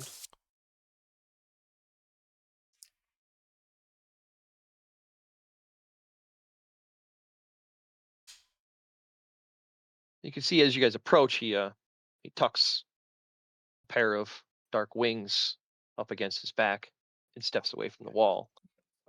As he comes into the light, you can see his face is sharp, blind more by stress than age. His eyes move over you with quick precision.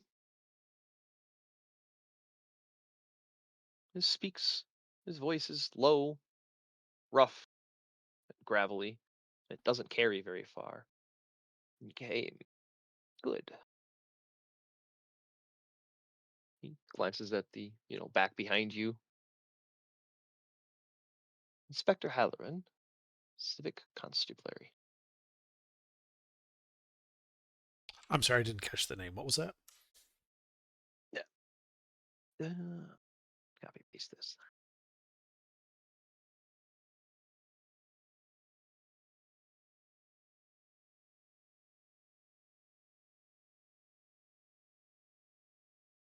Constabulary.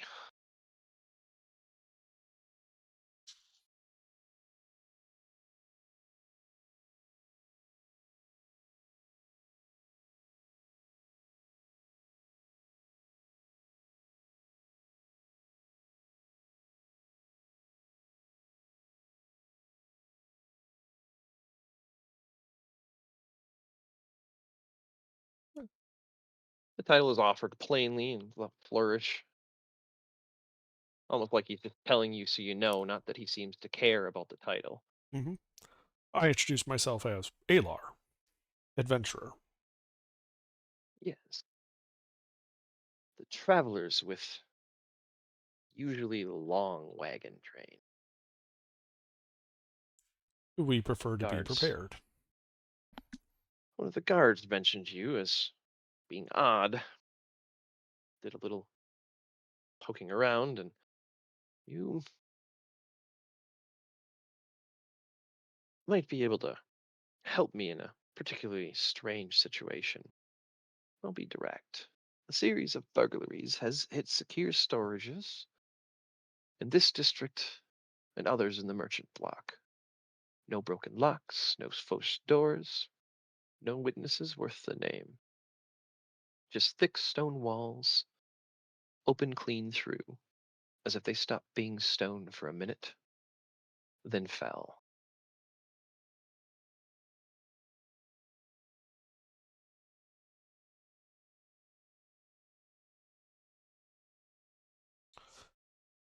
What precisely are you asking us to do here?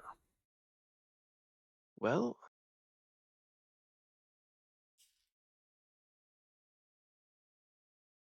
like I said, you noticed when you came through the gate, armed, capable, clearly more comfortable around magic than most people I have to convince helping me solve this problem. And I need confirmation before I can really do anything further. Well, define solved. Do you want this problem to be disappeared completely, or just to let you know who are the problem people?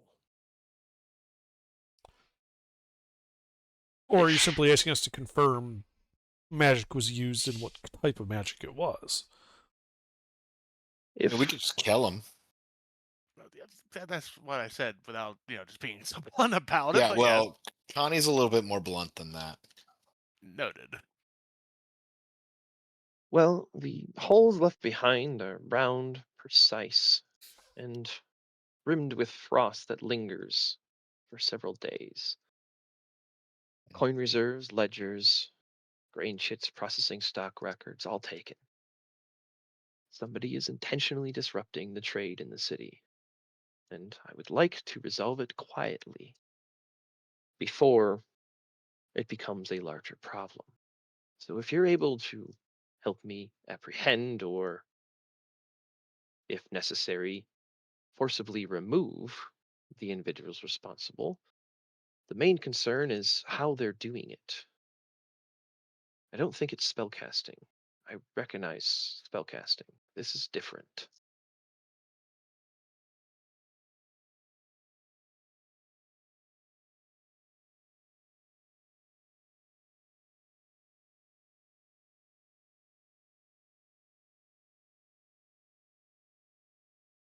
Okay.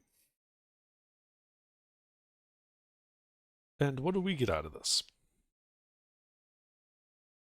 Well, I can pay you handsomely as consultants. If coin is something you're interested in.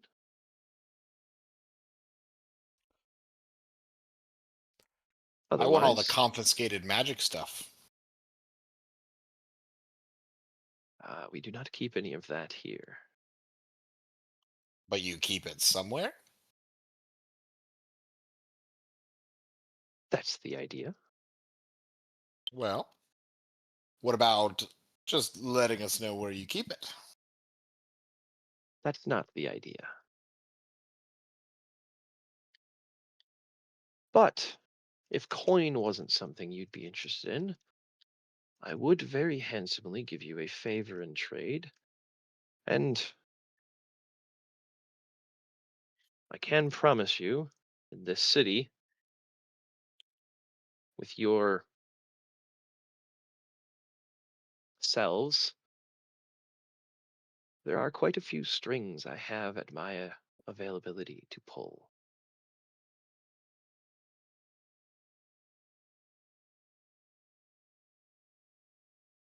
Don't sound so mysterious.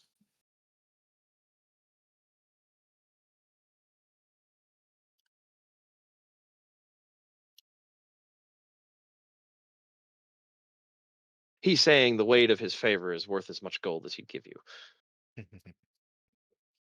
I know Connie's just a sarcastic bitch. Oh, you said that in character? Always. I forget that with you sometimes. Yeah, so when I you say told that, you. Connie is he a looks- sarcastic bitch. tilts his head. And if I weren't to preserve the mystery, life would be much boring. Much more boring. That's what they said about me in college. That you were boring? I had to preserve the mystery. Each their own. Strange college you went to then. But one of the more recent breaches is close by. So if you're interested in helping, we can discuss terms or head that direction and discuss them on the way.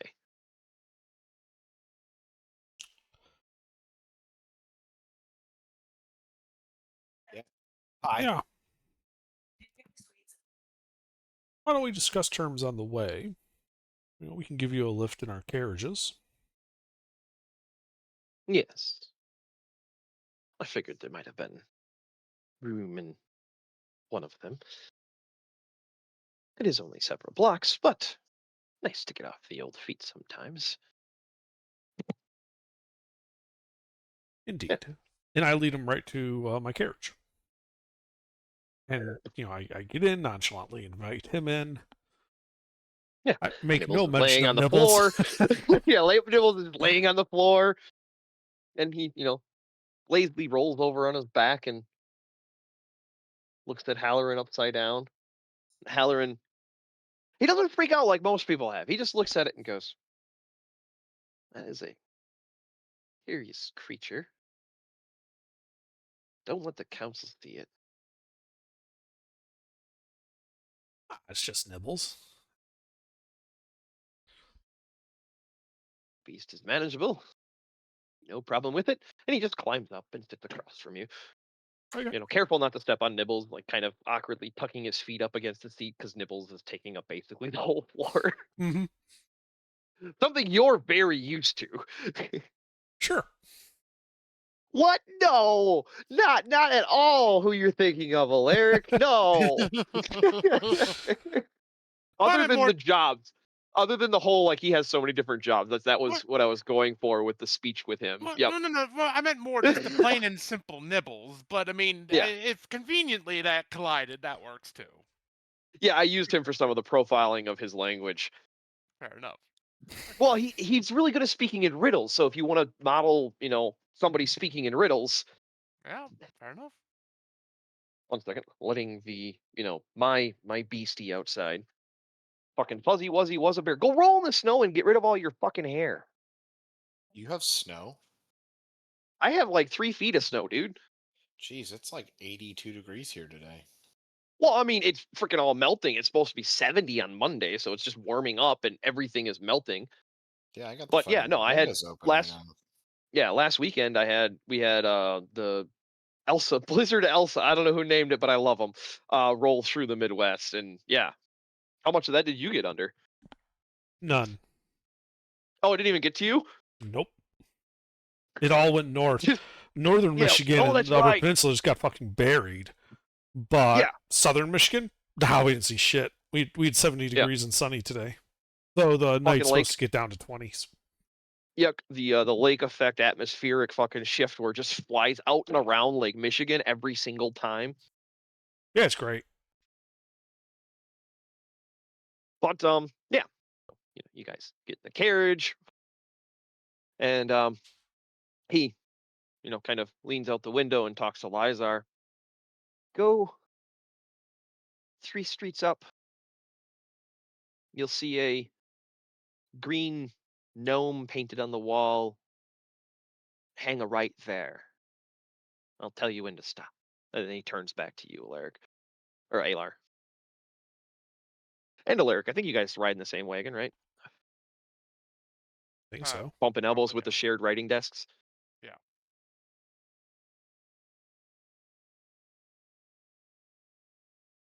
So, what brings individuals like you into a place like Haidar?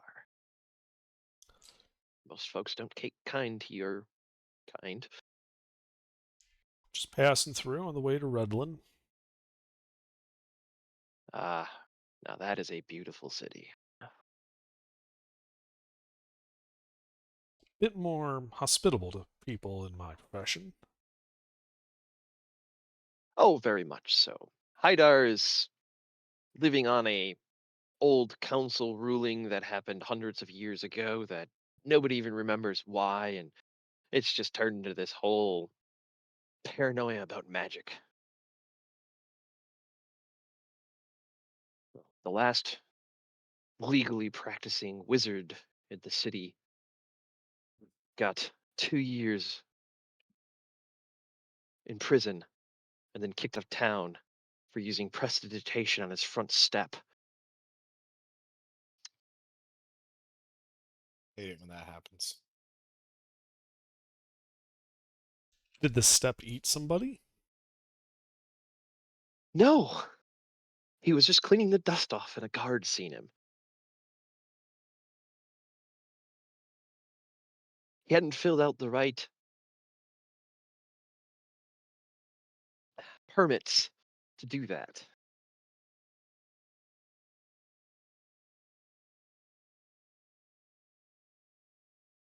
How's that for your permits?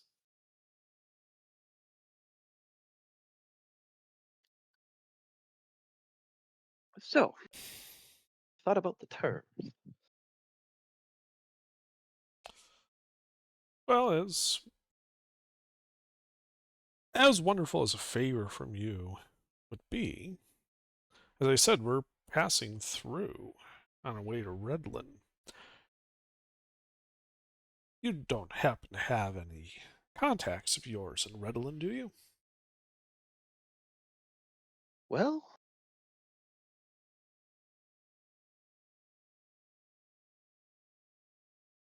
got a couple of friends over there. Not as high up. I am. And distance has grown quaint for friendships. But I'm sure if you use my name with a couple of the guards, the right ears will hear it.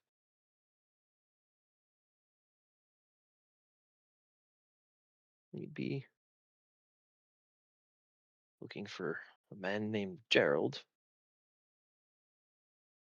But he could get you most anything in the city if you want.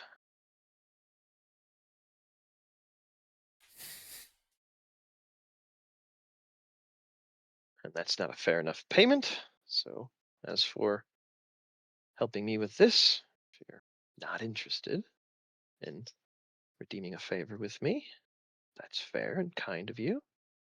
But I can offer you 15,000 gold pieces worth of bar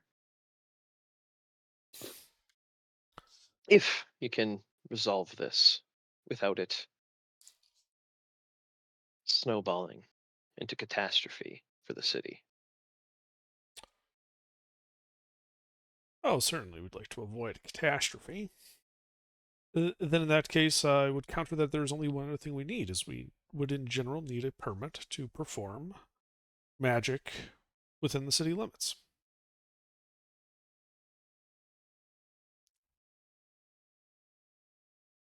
That is something that I do not have the capability pulling strings for.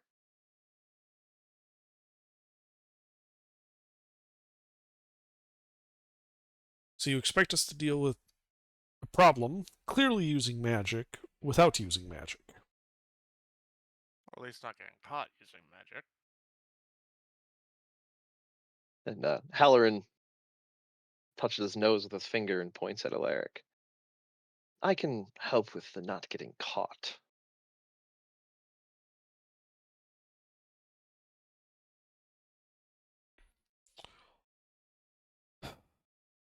To an extent. Well, the goal is to prevent it from embroiling into a larger catastrophe. What steps may be necessary to do that, we don't know yet. Hence my request for latitude. So, since you can give me what latitude you can, that's fine. Though this merely is an academic matter while we're waiting to arrive at our location, then, since it seems we are in agreement on the terms, why don't you have the authority to issue such a permit? Who would? The council themselves control that. The constabularies are a separate entity. We police it. We do not have the authority to permit it.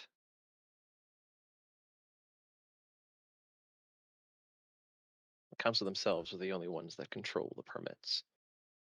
We just enforce them. And unfortunately, council is not particularly fond of me. However, I do have good favor with most of the guard captains. I do help them with a lot of their untoward problems.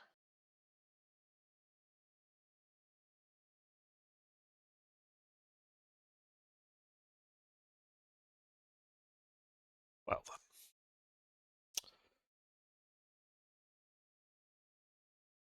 then I suppose the only last bit of thing that is thought of something was,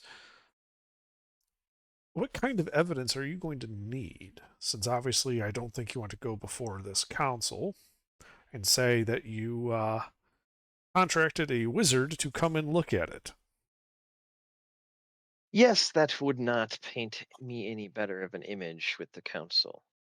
I was hoping we could resolve it without needing evidence, as leaning towards more removing the problem than jailing them. This Very is well. a You were clearly talking about killing. well coordinated group. You know for sure it's a group. The only evidence we have that I have, one person kind of helping, is that one night, two places were hit at the same time, which means this cannot be a single individual doing this unless they're capable of being in two places at once, and I know no way of doing that. Can I get a read on this guy? Yeah, insight Something. check?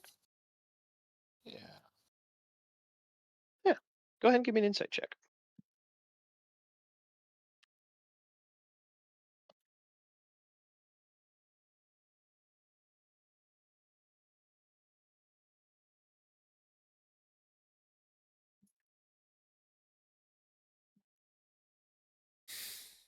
So, I mean, the general vibe you're getting is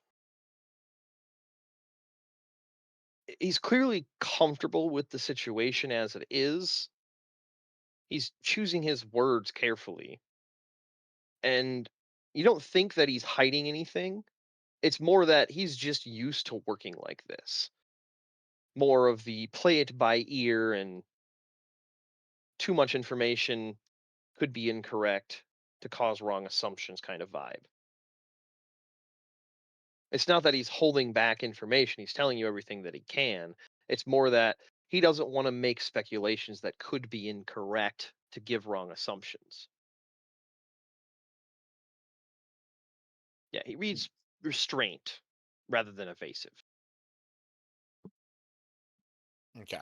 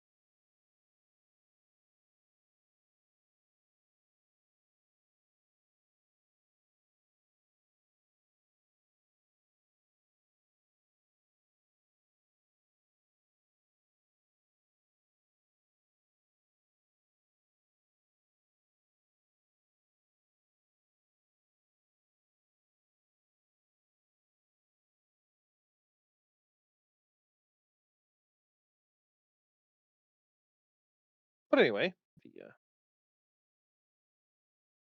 carriage is moving down the street. You've seen the green gnome and now understood why he said you couldn't miss it. It was a graffiti about 12 feet tall of essentially the equivalent of the Jolly Green Giant, but it was a gnome. Somebody has a sense of humor.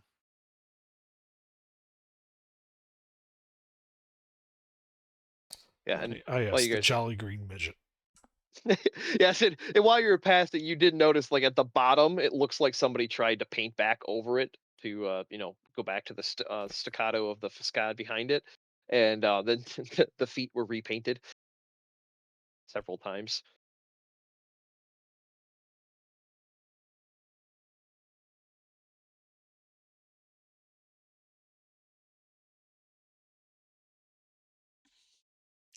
But yeah,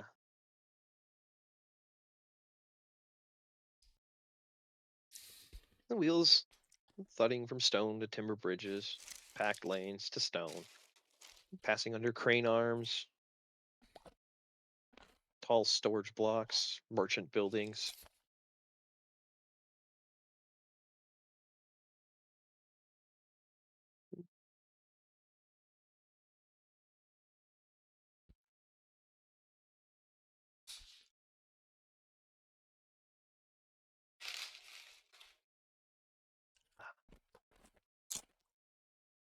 And then he leans out the window.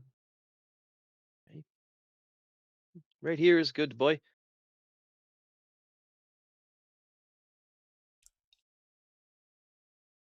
Well, as the carriages stop, I open the door and for Alar and our constable friend. It looks like a large merchant building, the edge of the grain district. It's taller than the surrounding structures and very well constructed. There's narrow upper windows, reinforced shutters, and brass-bound doors beneath a carved lintel that bears no family crest. Only a trademark. Looks like a series of geometric shapes. It kind of looks like a bird, but it's not a family crest. There's no heraldry or prestige with it. It just looks like a mark, a circle with a bunch of lines in it. Okay. And instead of going in the front door, he walks over to the side of the building and starts walking down. Doesn't look back. He just assumes you're following him. Well, I certainly do. Yeah, I suppose I'll follow him instead of just ignoring him and walking in the front door. You walk in the front door. Oh wait, I forgot Nibbles.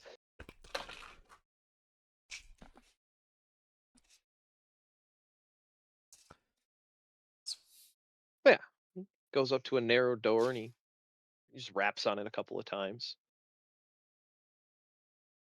And he waits. And he looks back at you. Thargan is a character. Just ignore him. Very well. And the door opens and there's a dwarf, well into middle age, broad through the shoulders, dressed in expensive clothes. His beard is tightly bound in iron rings, and his hands are clean, except for a little bit of, looks like maybe graphite or metal shavings on his fingertips. He looks at Halloran, looks at the rest of you.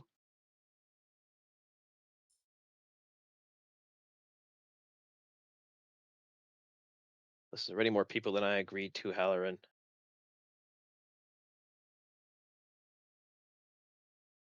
They're here to confirm what I cannot put in a report. He looks over at you guys again. He squints.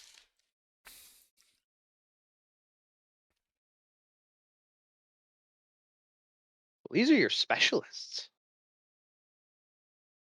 Taking recruiting rats off the street. Who you calling a rat? Well, you're a very shiny rat.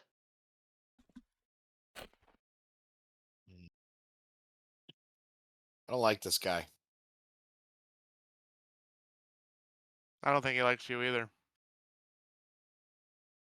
But he, Halloran's just staring at him. And he eventually stands aside and Halloran goes in the door.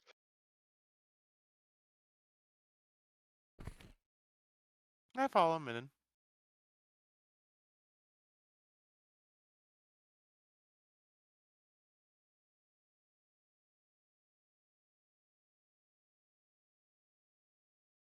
We enter. Yep. And as you're going in, the dwarf's looking up at all of you. If any of you are inclined towards demonstrations, don't. Had enough unexplained forces inside my property.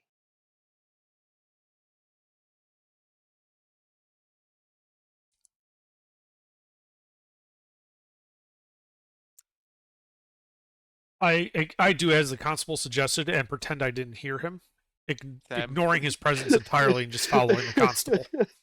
Yeah, and Halloran's just walking straight in. He looks like he's going towards the back room.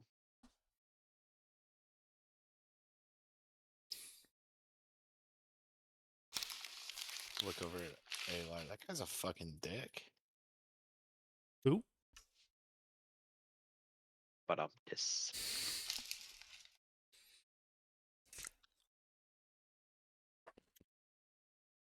say it just loud enough so he hears me. He's staring daggers at you. Like, if he could squint any harder, he would. Take a dagger Yes, out of my the pocket. squinting so hard it's almost a blink. Take a dagger out of my pocket, and I politely toss it at him, be like, "Hey, this is for you." He, you know, looks at you, looks at the dagger.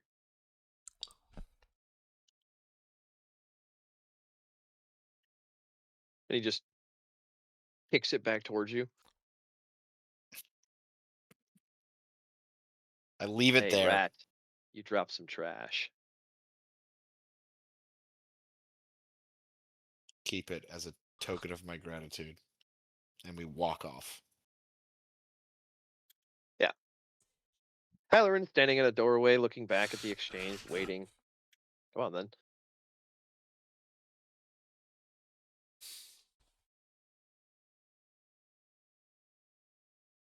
This hallway leads into a corridor that's narrower and more heavily built.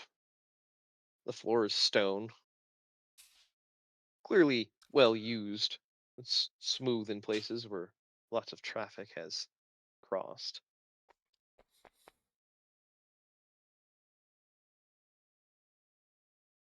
And he makes his way down to another door and opens that and goes inside. You guys all pile in. That's a smaller room. It's about 10 by 15. Now the far wall, you can see an open, heavy door on the back side of it. A near perfect circle opening covered with boards from the outside. The wall itself is a foot of solid stone. There's no dust or grime or residue or anything. It's just this circle of stone with boards on the outside.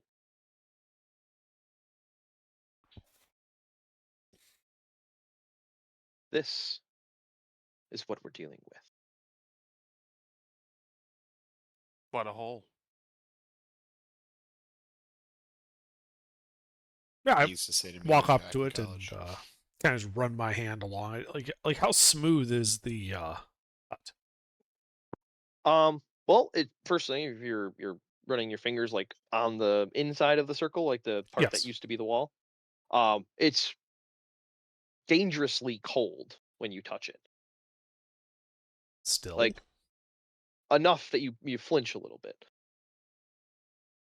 There's no At frost or first. anything on it? There's very tiny, fine crystals that when you drag your fingers across, they break. Moisture kind of collecting on it. Well, if I see ice crystals, you said that it was nothing there, no dust, grime, or anything like that. I wouldn't touch it with my hand if there was anything there. Sorry. Yeah. Well, it was white and smooth, so it didn't match the surrounding stone. So yes, that's my apologies. So okay, you didn't touch it. Yeah, I would use a I'll dagger to touch- poke it. I'll touch it just to, because I'd be curious enough to be like, hey, how cold is it still? And the answer is very cold. Yeah, you scrape at it with your dagger, and you can see the stone beneath it. Just a very thin layer of frost or ice forming over it, and it breaks very easily with your dagger. Yeah. I take a water skin and I press it up against the cold ice for a few minutes as we examine it.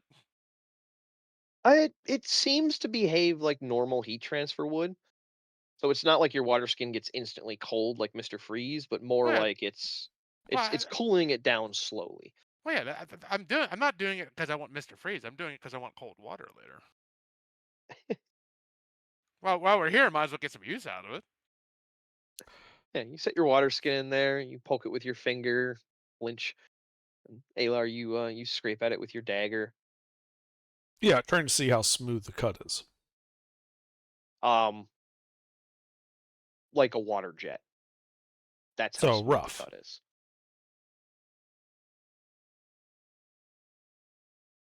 So it's fairly rough. Maybe I'm misthinking. Is it It'd be is the like surface glass smooth? yes, Okay. not reflective, but polished, like that Right. perfect So smoothness. Yeah. so like running like the think like how you would use like a straight razor shaving, right? You're pushing the blade along the stone, so it wouldn't be catching anything. It would just be sliding. Yes. Okay. Yeah. It'd be sliding. You'd be just basically shaving the ice off of it.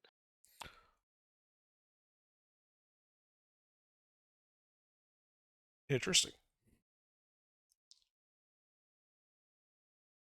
Well, while I'm keeping my water skin pressed up against it, I'd like to do an Arcana check to see if I can, deduct what kind of magic might have been used for this.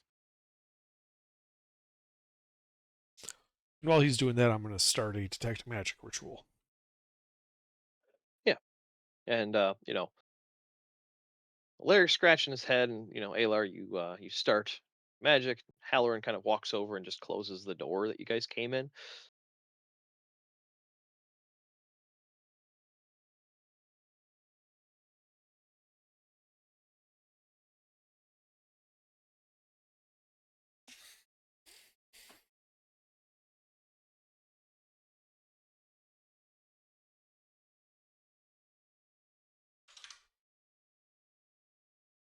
All right, 17.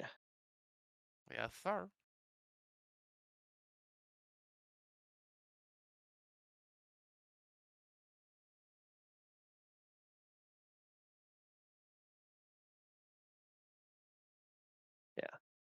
You're looking at this, and this doesn't look like anything that you're familiar with, but you can definitely tell that this wasn't, spell casting. You don't know of any spells, even, the oddball stray story of a high level magic caster. Mm. You're thinking this is more than likely probably some sort of magic item or the likes. Very interesting, indeed. I relay that to ALR basically. I'm like, yeah, this doesn't really seem to be any magic that I remembered, but definitely could be a magic item of some sort, a very rare one. He's in the middle of his detect magic ritual. In a minute. Uh-huh. All right. Yeah. Your detect magic ritual goes off. Two things stand out to you. The hole in the surrounding stone is not pinging as magical.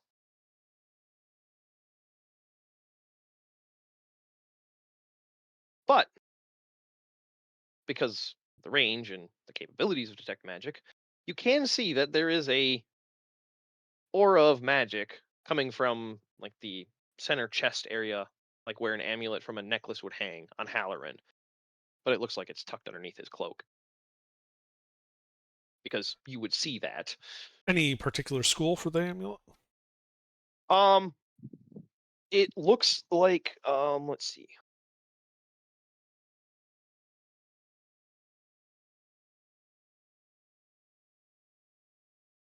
Trying to think of what school that would be. Is abjuration the warding one? Yes. Okay, yeah, so it would be a school of abjuration.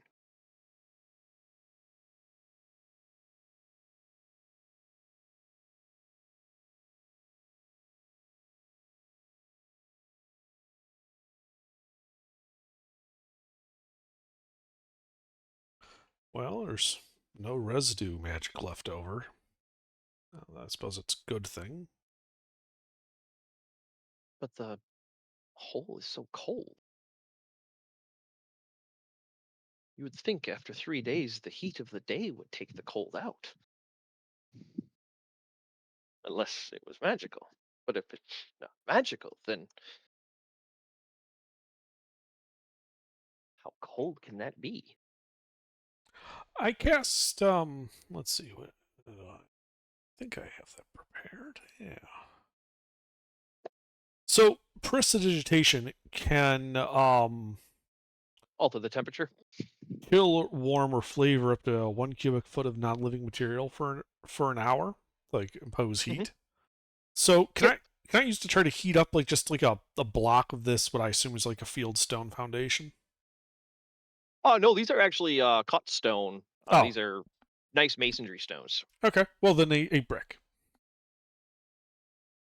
Yeah, so you cast prestidigitation on it, forcing it to warm up. Yeah, and then I check it, feeling it. Is it warm? It's still cold, but next to the other stone, you can see it's not quite as like if you touch the one that you did it to and the one that's next to it, it's not as cold, but it's still cold. Okay. Climate-wise, is this a temperate area? Yes, it'd be like Midwest Okay. So I would turn in to the fall. constable and I'd say, "Oh, I have no doubt magic was involved. Something reduced these stones to a ridiculously cold temperature. However, much like large piles of snow may take several days of warm temperatures to fully melt away, these blocks have been made so cold that it takes much the same for them to finally reach a reasonable temperature. Nothing that I can find is that they are being kept cold. They are warming up."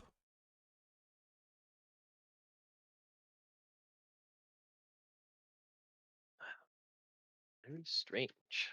How big is this hole? 2 feet across. Okay, Exactly 2 feet across. right. Now, And perfectly circular. I turn to the council. I could use some magic to fill the hole in, at least make it less obvious.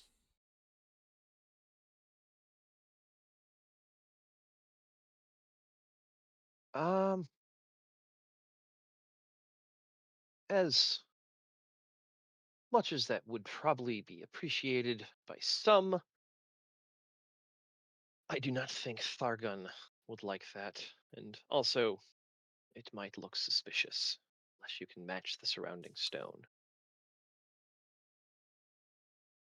It would be made out of the same stone, but the blocks would be unusually smoothly shaped, yes. Then I would advise against it, especially with Thargun. He can deal with the problem himself. Okay. Well, the good news is if he just takes like hot water pads and just, throws them in this hole, it'll help him heat up faster. There's nothing magical keeping it cold. Or just light a fire under it. It's just stone, right? So. Very true. Fire in the grain district would be fun. Looking from this, so I don't. So what in here was stolen exactly? This is Thargun's secure area for his ledgers and stuff like that. He is a locksmith, and so it would have account records of locks bought and sold, vaults, etc. And by records, do you mean information that might be usable to unlock such device? From what he's complained about, yes, I imagine schematics of vaults, lock design, craft trade things. Time I come here, chewing my ear off about it. And there was another place that was hit at the same time as this. No, those several weeks ago, there were 2 places hit at the same time. And what was This stolen is from them? that was a merchant house, currency, and grain ledgers.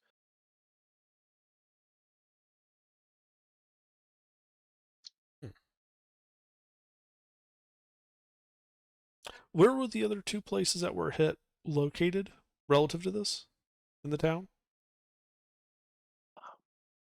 One, well, there's There's been close to a dozen break-ins of this nature. They are all over the city. I see.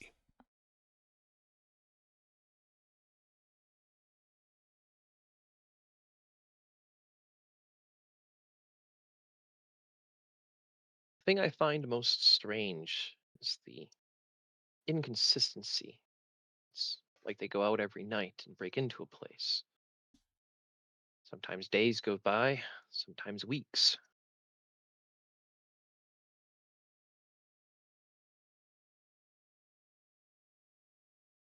Hence my concern, as the grain season is now in full swing. The theft of the ledgers is going to be the most critical of records and tracking things, and it'll create quite the disruption for coin flow come winter. Who in town would benefit most from that type of disruption? Nobody. Grain is the lifeblood of the city.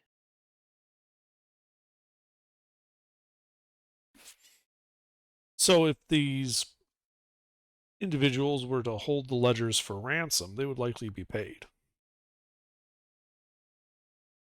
Very much. Have there been any demands of such ransom? There has been nothing of the sort.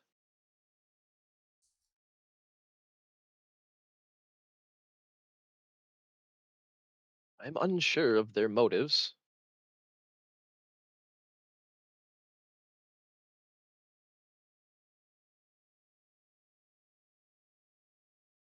How big is this town, area-wise?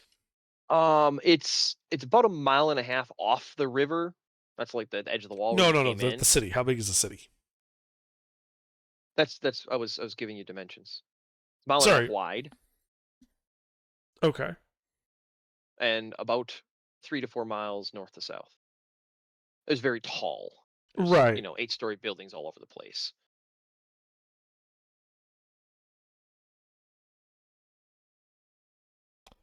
Well, I would tell the constable. Well, the unusual timing could be related to the manner of which they're carrying them out. If they were all carried out in much the same way,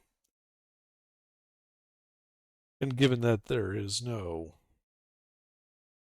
commonly known spell that would provide such a thing, the chances are they're using some type of magical device. Such artifacts sometimes have a bit of a chaotic recharge cycle, sometimes recharging rather quickly, and other times requiring a day or even a week.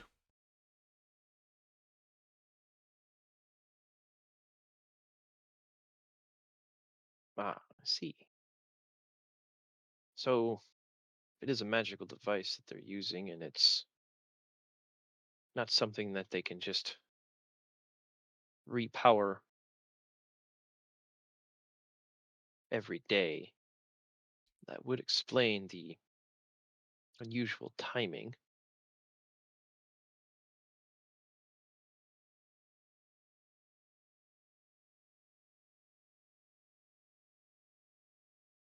When did all of this begin? Oh,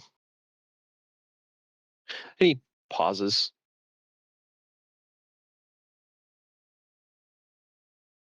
What, 2 moons ago? Well, I say 2 moons because that makes more colloquial sense to you. He would say 2 pearls, because the pearl moon is the 30-day cycle roughly. Your characters would know. Okay. And I would turn it like, well, you seem like a man who would be, got an ear to the ground, as it were, a feel for the city. Was there any big changes that took place around that time? Upsets in criminal circles, for instance? Figures replaced? I may have somebody that might be able to answer that. annoying little halfling in the sandbanks. Name's Lamal.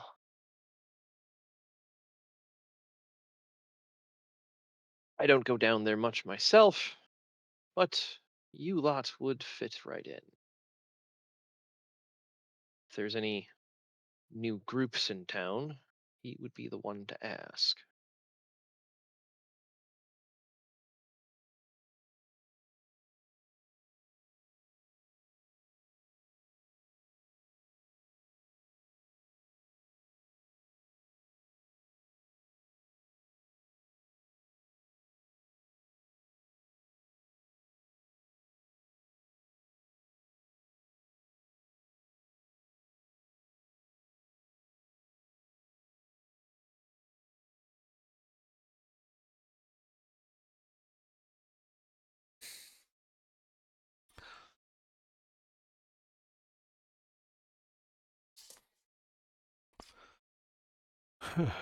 All right.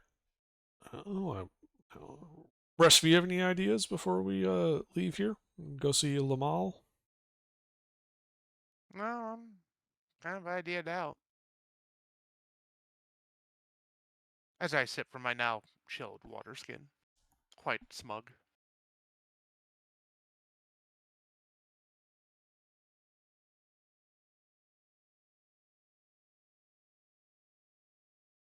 Actually, I did just think of a question. Mhm. These places that have been hit. So they've been doing it for a couple of months. They've been hitting places all over town. Mm-hmm. Have there been any prominent places that were not hit? When you say that, he stops and thinks.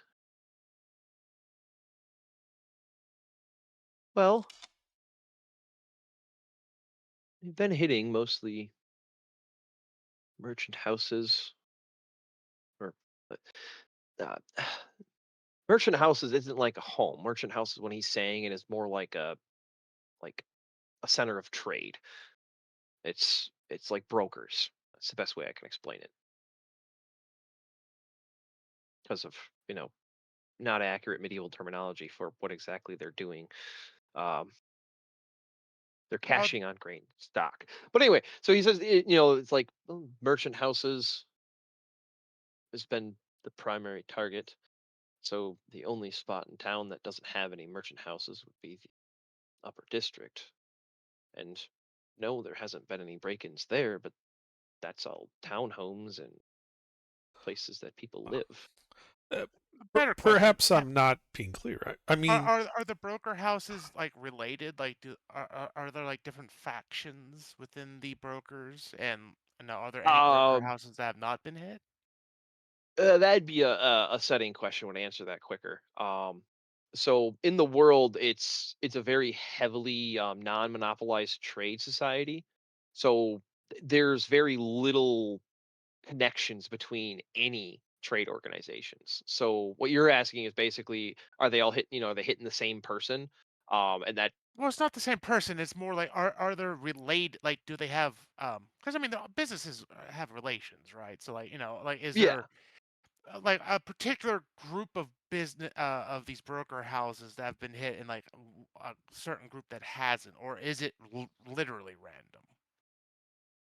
From what I can tell from I've spoken with, it seems like everybody has been equally affected by Okay. this. Does he keep like a ledger of everything that is in there? Are you talking about the dwarf? The the fucking guy that got all his shit stolen. Well, several people have gotten their shit stolen, but where you're at right now, the dwarf, yes, he Okay. Well, what specifically is missing compared to what has been hit? so most of the places that have been broken into have been these brokerage houses, and it's currency and the grain ledgers and stuff like that. That's what's missing from all of those. The vault you're standing in right now, specifically, the guy makes vaults and locks and stuff like that. and all of his Mhm. schematics and stuff were stolen out of this one. Okay. But the schematics are for specific vaults. Most of the yes. So in setting, there is no, Smith and Wesson manufacturing. If you get a vault built, you get it built by somebody who builds vaults. So So what? So basically, what I'm asking is, what is missing? yeah, What has been hit, and what basically has not been hit yet? That's missing. I think you're misunderstanding something. They The were hitting grain and currency for most people. Yeah, and those And weren't vaults. Those were rooms like this. They were locked, thick stone walls, heavy door, a vault built into the building itself. What this Hmm. guy builds are more like, floor safes, wall safes, that kind of vault. Hmm. Yes. I'm maybe confused, but like if he's keeping a ledger of everything and he cook a bunch of shit, couldn't we just trace where they're gonna hit next?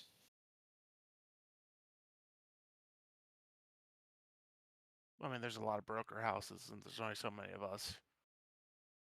No, Yeah, but theoretically, we how could ask. many? But how many has they? How many have they stolen versus like? Did they take everything? What do you mean? Like from this vault? Yes. Yeah. Okay. This vault is empty. You're standing inside of like a 5 foot by 5 foot empty room. Well, besides like the shelves on the walls. And it's sporadic, spread out, like no real like, hey, we're going here and then we're gonna go to this one next. There's no like Yeah. So you're asking pattern. Halloran if there's a discernible pattern of how they're moving through the city, and yeah, he Yes. would he would continue with the no. There's as far as I can tell, they seem to be picking places at random. Okay. But since they stole this guy's schematics, if we get an idea of his customer base, we might be able to catch him in the act. Because I would imagine. Yeah, if they that's stole- essentially what I'm getting at is Oh like yeah. is there a possibility to catch them doing Well, yeah. something? But what we're going to do is since they stole schematics, I would wager that they stole the schematics so they can break in without using the fancy magical device. So if we know his customers, we might be able to get them. Well, if you ask Halloran, does Mhm. he have a list of customers? He, say, well, he does, but he's Doesn't want to not share it. just going to give it to you. Yeah, he prides himself on his privacy. Well, the problem All here of is, the all of the vaults and safe he designs, there is no information pointing from the schematic to the owner. Well, it seems like you haven't really done a great job figuring it out so far, so maybe it will. well, I mean, not that, but I mean, like they stole all the schematics, so like they're probably going to hit the Schematics. customers. I would ask him this: if someone was to look at the outside of the vault and they had like your ledger with all the schematics in it, would they be able to figure out which vault it is inside the schematic? Are you asking Halloran or are you going out in the hall I'm and asking finding? Halloran that I don't have a not clue. sorry, not Halloran. The Thargo. dwarf. Yeah, you'd have to go out and find him. He's somewhere in the building. He's not with you guys. Yeah, I would tell Halloran that it's if they're waiting on a long chaotic recharge, they may try more mundane methods. We should find. I agree with Yeah. Alaric and Kyle. We should find out who has the vaults to these schematics, and perhaps you should post some constabulatory surveillance of them to see if you can't catch people acting extra suspiciously near them. Thank you for putting that in smart guy D&D terms, because that's what I was getting at. I got you. I have also I'm picking caught up what you're now. putting down. Yeah, I have Teamwork also makes the caught dream up work. now. So I got what you guys are saying. Okay, so they stole a bunch of safe schematics. I shouldn't say vault. I should say safe because these are small. I mean, some of them are like the size of a gun safe, but they're not vaults. So I shouldn't say vault schematics. That's a or terminology I for the just they have conversation. fancy door schematics basically. And we just want to know who the customers Yeah. are. Yeah. So Halloran looks at you and thinks about it, and then, "Yeah, well, go see how willing Thargon is to embrace the idea." Oh, Let's go. before they go, I mean, I follow, but I'll tell them like both Alar and Halloran that like we need to couch it as we're trying to save his reputation because if people break into his vaults, he's not going to get any business moving forward. Just saying. Yeah, it's one thing for people to tunnel through the wall. It's another if they can pick the safe. Yeah.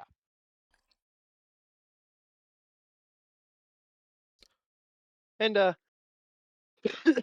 when you say that, Alaric, Halloran puts a finger on his nose and points at you. "Ah, that idea. Hmm. One thing with a dwarf, you can always bully their pride." Oh, pride in his pockets.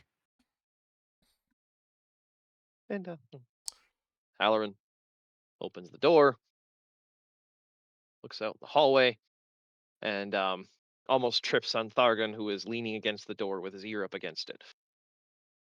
Oh, good. I don't have to say that again. He already heard me.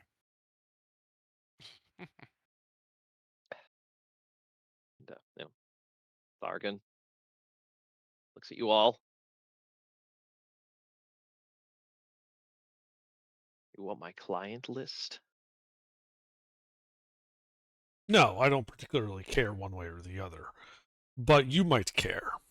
Because, you see, they stole the schematics to a bunch of safes. If they then break into these buildings and find these safes, and they can identify the safe from your schematics and then pick the safe open, what will that do to your reputation? Ah, And as he's having this conversation, insight check, please. who are you inciting? The fucking douchebag Dwarf. The dwarf. dwarf. Thargon? Yes. All right. Oh, Go ahead. baby. Nat 20. I was smoking. That happened. All right. So, based on the fact that he was leaning up against the door, and you're pretty sure he heard most of your guys' conversation, you're guessing that you definitely are getting the he's suspicious vibe, but at the same time, he does seem to have uh, a bit of reason crossing through his eyes as this conversation is unfolding, and you're pretty sure he'd be on board. Okay, so no But vibes of inside job kind of thing. yeah, no, it doesn't look like he helped them steal his schematics. If anything, he's insulted at the thought of your thought.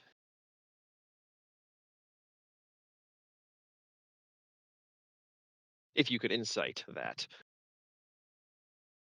But anyway, but then Thargon speaks and says, "Well, be hard pressed to post guards at safes in other cities. I don't just sell inside of Haidar. People come from all over to get my safes." Well, have other cities complained about the same thing?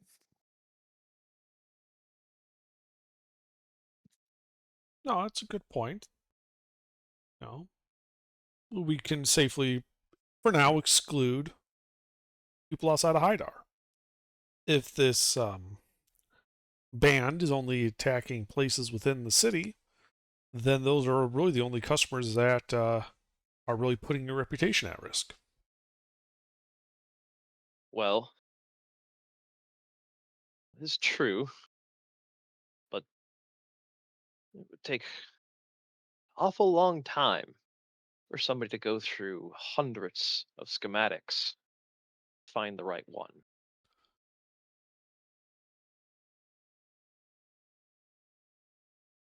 Perhaps, but these guys seem to be rather intelligent. These are not your run-of-the-mill criminals. I would wager that they are probably doing a good bit of uh, scouting ahead of time.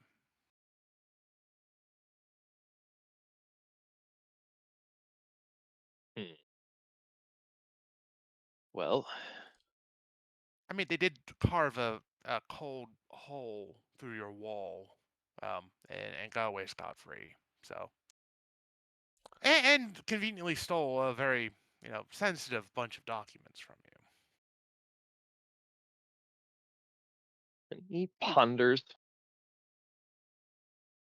Well, can say within the city, unless they've taken them elsewhere, there's starts thinking a little bit.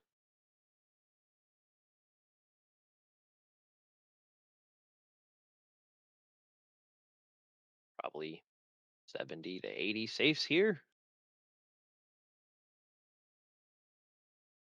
And how many have been hit so far? None that I know of. I've heard no complaints.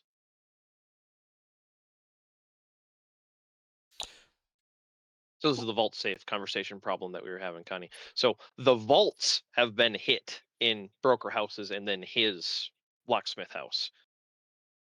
The safes are what he designed, and those are in people's like houses. And they haven't been hit yet that we're And aware they of. haven't been hit that he's aware of. Yes, Oh, yes. Because the score is His- not that good. his vault was broken into 4 days ago. Yeah, so they only just got those plans.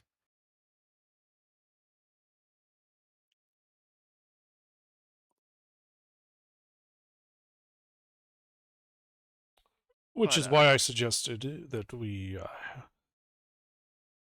the constabulary would deal with the surveillance of these places just as a precautionary measure should they decide that more mundane thievery is something that this group is looking to expand to. Yeah, but 80 safes is a bit much. The question then becomes: are there any customers of yours that might be, I don't know, harboring items of high mm, want? Like I don't know, magic items, deeds to important material rights. Like things that people would want to drill a giant ice hole through your wall to get. And he looks at you with a raised eyebrow. What people put in a safe is their business. So don't interrogate my customers. Kind of defeats the purpose of the safe. True, but I'm sure a man of your placement in this town would have perhaps heard rumors or have an idea of those who might be holding such items. He raises his other eyebrow. I make safes. I don't gossip. No, but I do have a more relevant question. How big are these safes?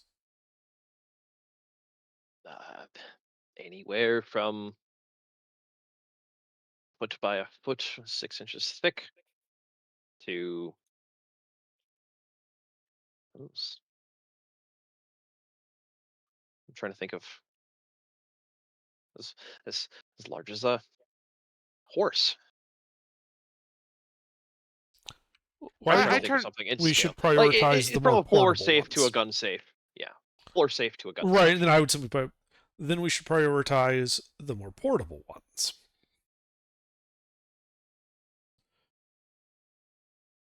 And then I look at Halloran. Maybe you would be able to also combine your knowledge of who's who in the city to take the more portable saves and those who would have reason to use them. Well, Halloran looks over at you, Alaric. Most people who get a safe have a reason to use them. Yes, but perhaps we could narrow it down to the top 10% of them.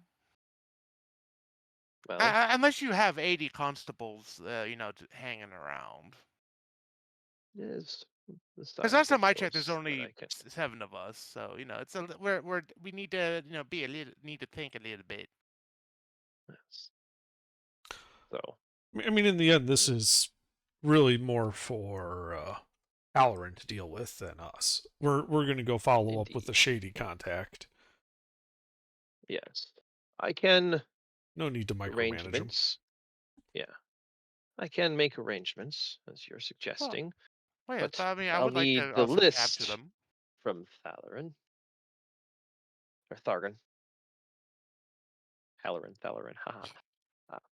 I'll need the list, Thargan, if I'm going to make any headway on what houses need an extra set of eyes outside.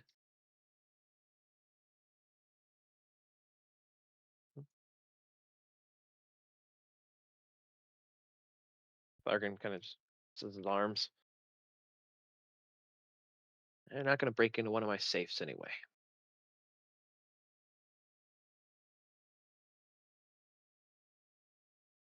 Well, anyway, we can let them discuss that as we head to the shady contact. Yeah. You guys kind of make your way around Thargan and Halloran. They seem to be having an intense staring contest. One for the ages, I'm sure. Although I do mention to Alar as we're walking away, I was like, well, it would be nice to be able to be the ones to catch them, because then we could get the magical device that cuts through stone walls like butter. Just would be nice. Yes, I agree. That being said, there are, as you pointed out, only 7 of us and a rather large city with a lot of surface area to cover. Mm-hmm. I happen to agree with Alarin that they would be unlikely to suddenly switch their MO to go for the safes, but it gives something for the constabulary to do and keeps them out of our way. Yeah, true. And also lets unless, them save face. True. Unless there's something that they really want in one of those saves. I'm sure that there's Then why hit the dozens of places before this? 1 or 2 I could see as a distraction. 3, 4, perhaps a setup for a larger plot, but this, hitting dozens of them, and then this just happened to be the latest one, seems That's a a good bit question. odd. But it is interesting that they did hit this place that had schematics to saves, though. And they didn't leave them. If they were breaking into places for grain ledgers and coins, why take the vault schematics? Yes, thank you, disembodied voice from above. Well, that's the reason why I asked, if this group was to hold these papers to ransom, would they get paid? And the schematics are valuable. True. Yeah. I mean, well, it could be, it could be a matter of ransom, or it could be a matter of, they easy coins one thing, but maybe they heard of some magic item, or perhaps the magic item that they're using is kind of on the, like you said before, was unreliable. So maybe they want to keep up their income, so to say. I don't know. Maybe there's something larger at play here, but either way, having the constabulary do something that's in public nice, but away from us gives us some movement to do things. Oh, very true. Some space. Just wanted to point out that if we get the device, that'd be very awesome. Just saying. Yes, I agree. Getting the device is a priority. If I had to choose between letting the thieves go and getting the device, I'm taking the device. Yeah, I mean, we can always just finger the thieves for the constabulary to chase around. They'll have fun with that, I'm sure. Mm-hmm. All right, cool. Yeah, we're on the same page. And then I look up back into the sky, and again, thank you, disembodied voice, for making that point. That's great. But anyway, if they're stealing grain ledgers, why take the vault schematics? Because they need a good vault to hold all the ledgers that they've stolen. Yeah, they were using them as a shopping list. We're gonna steal this one because this one's got a really good lock mechanism. It's the safe heist, but they're not taking the safe to No, take the someone stuff out of locked it. up a very They're nice taking the oven. safe because they Per- want the safe for protection. Yeah. That would be a funny, banditry type thing. Like they break into a house, crack the safe, like a safe cracker would. Empty the safe and leave all the valuables just like as a pile on the floor and haul the safe, the empty safe off. Oh, the safe is better than a couple thousand in gold pieces. Plus, it would confuse the loyal fuck out of those people. Be like, what the fuck is this? All right, I'm putting that one on the notebook. I might use that later on in the story just for the fucking giggles of it. They stole the safe. How much did you lose? They left everything else. Yeah, just the safe. It's very weird. Yeah, what was in the safe? No. They emptied the safe on the floor and took the safe.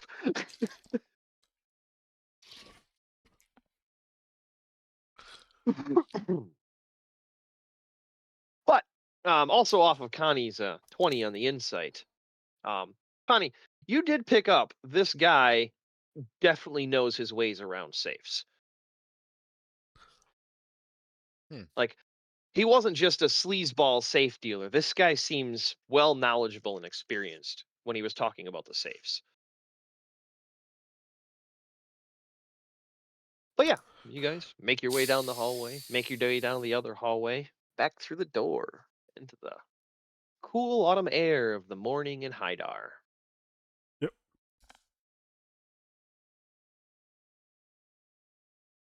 And Based we on the- head for Lamal then. Yeah. Do you guys want to keep going? It is 11. It's pretty late. Yeah. That's what I was looking at. It's like, this is a good stopping point. Yeah, The next week we cool should. autumn air. Yep, next week we'll get Lamar and his brother Lamo. All right, I'm changing his name to Lamar because we keep calling him Lamar. Where's that?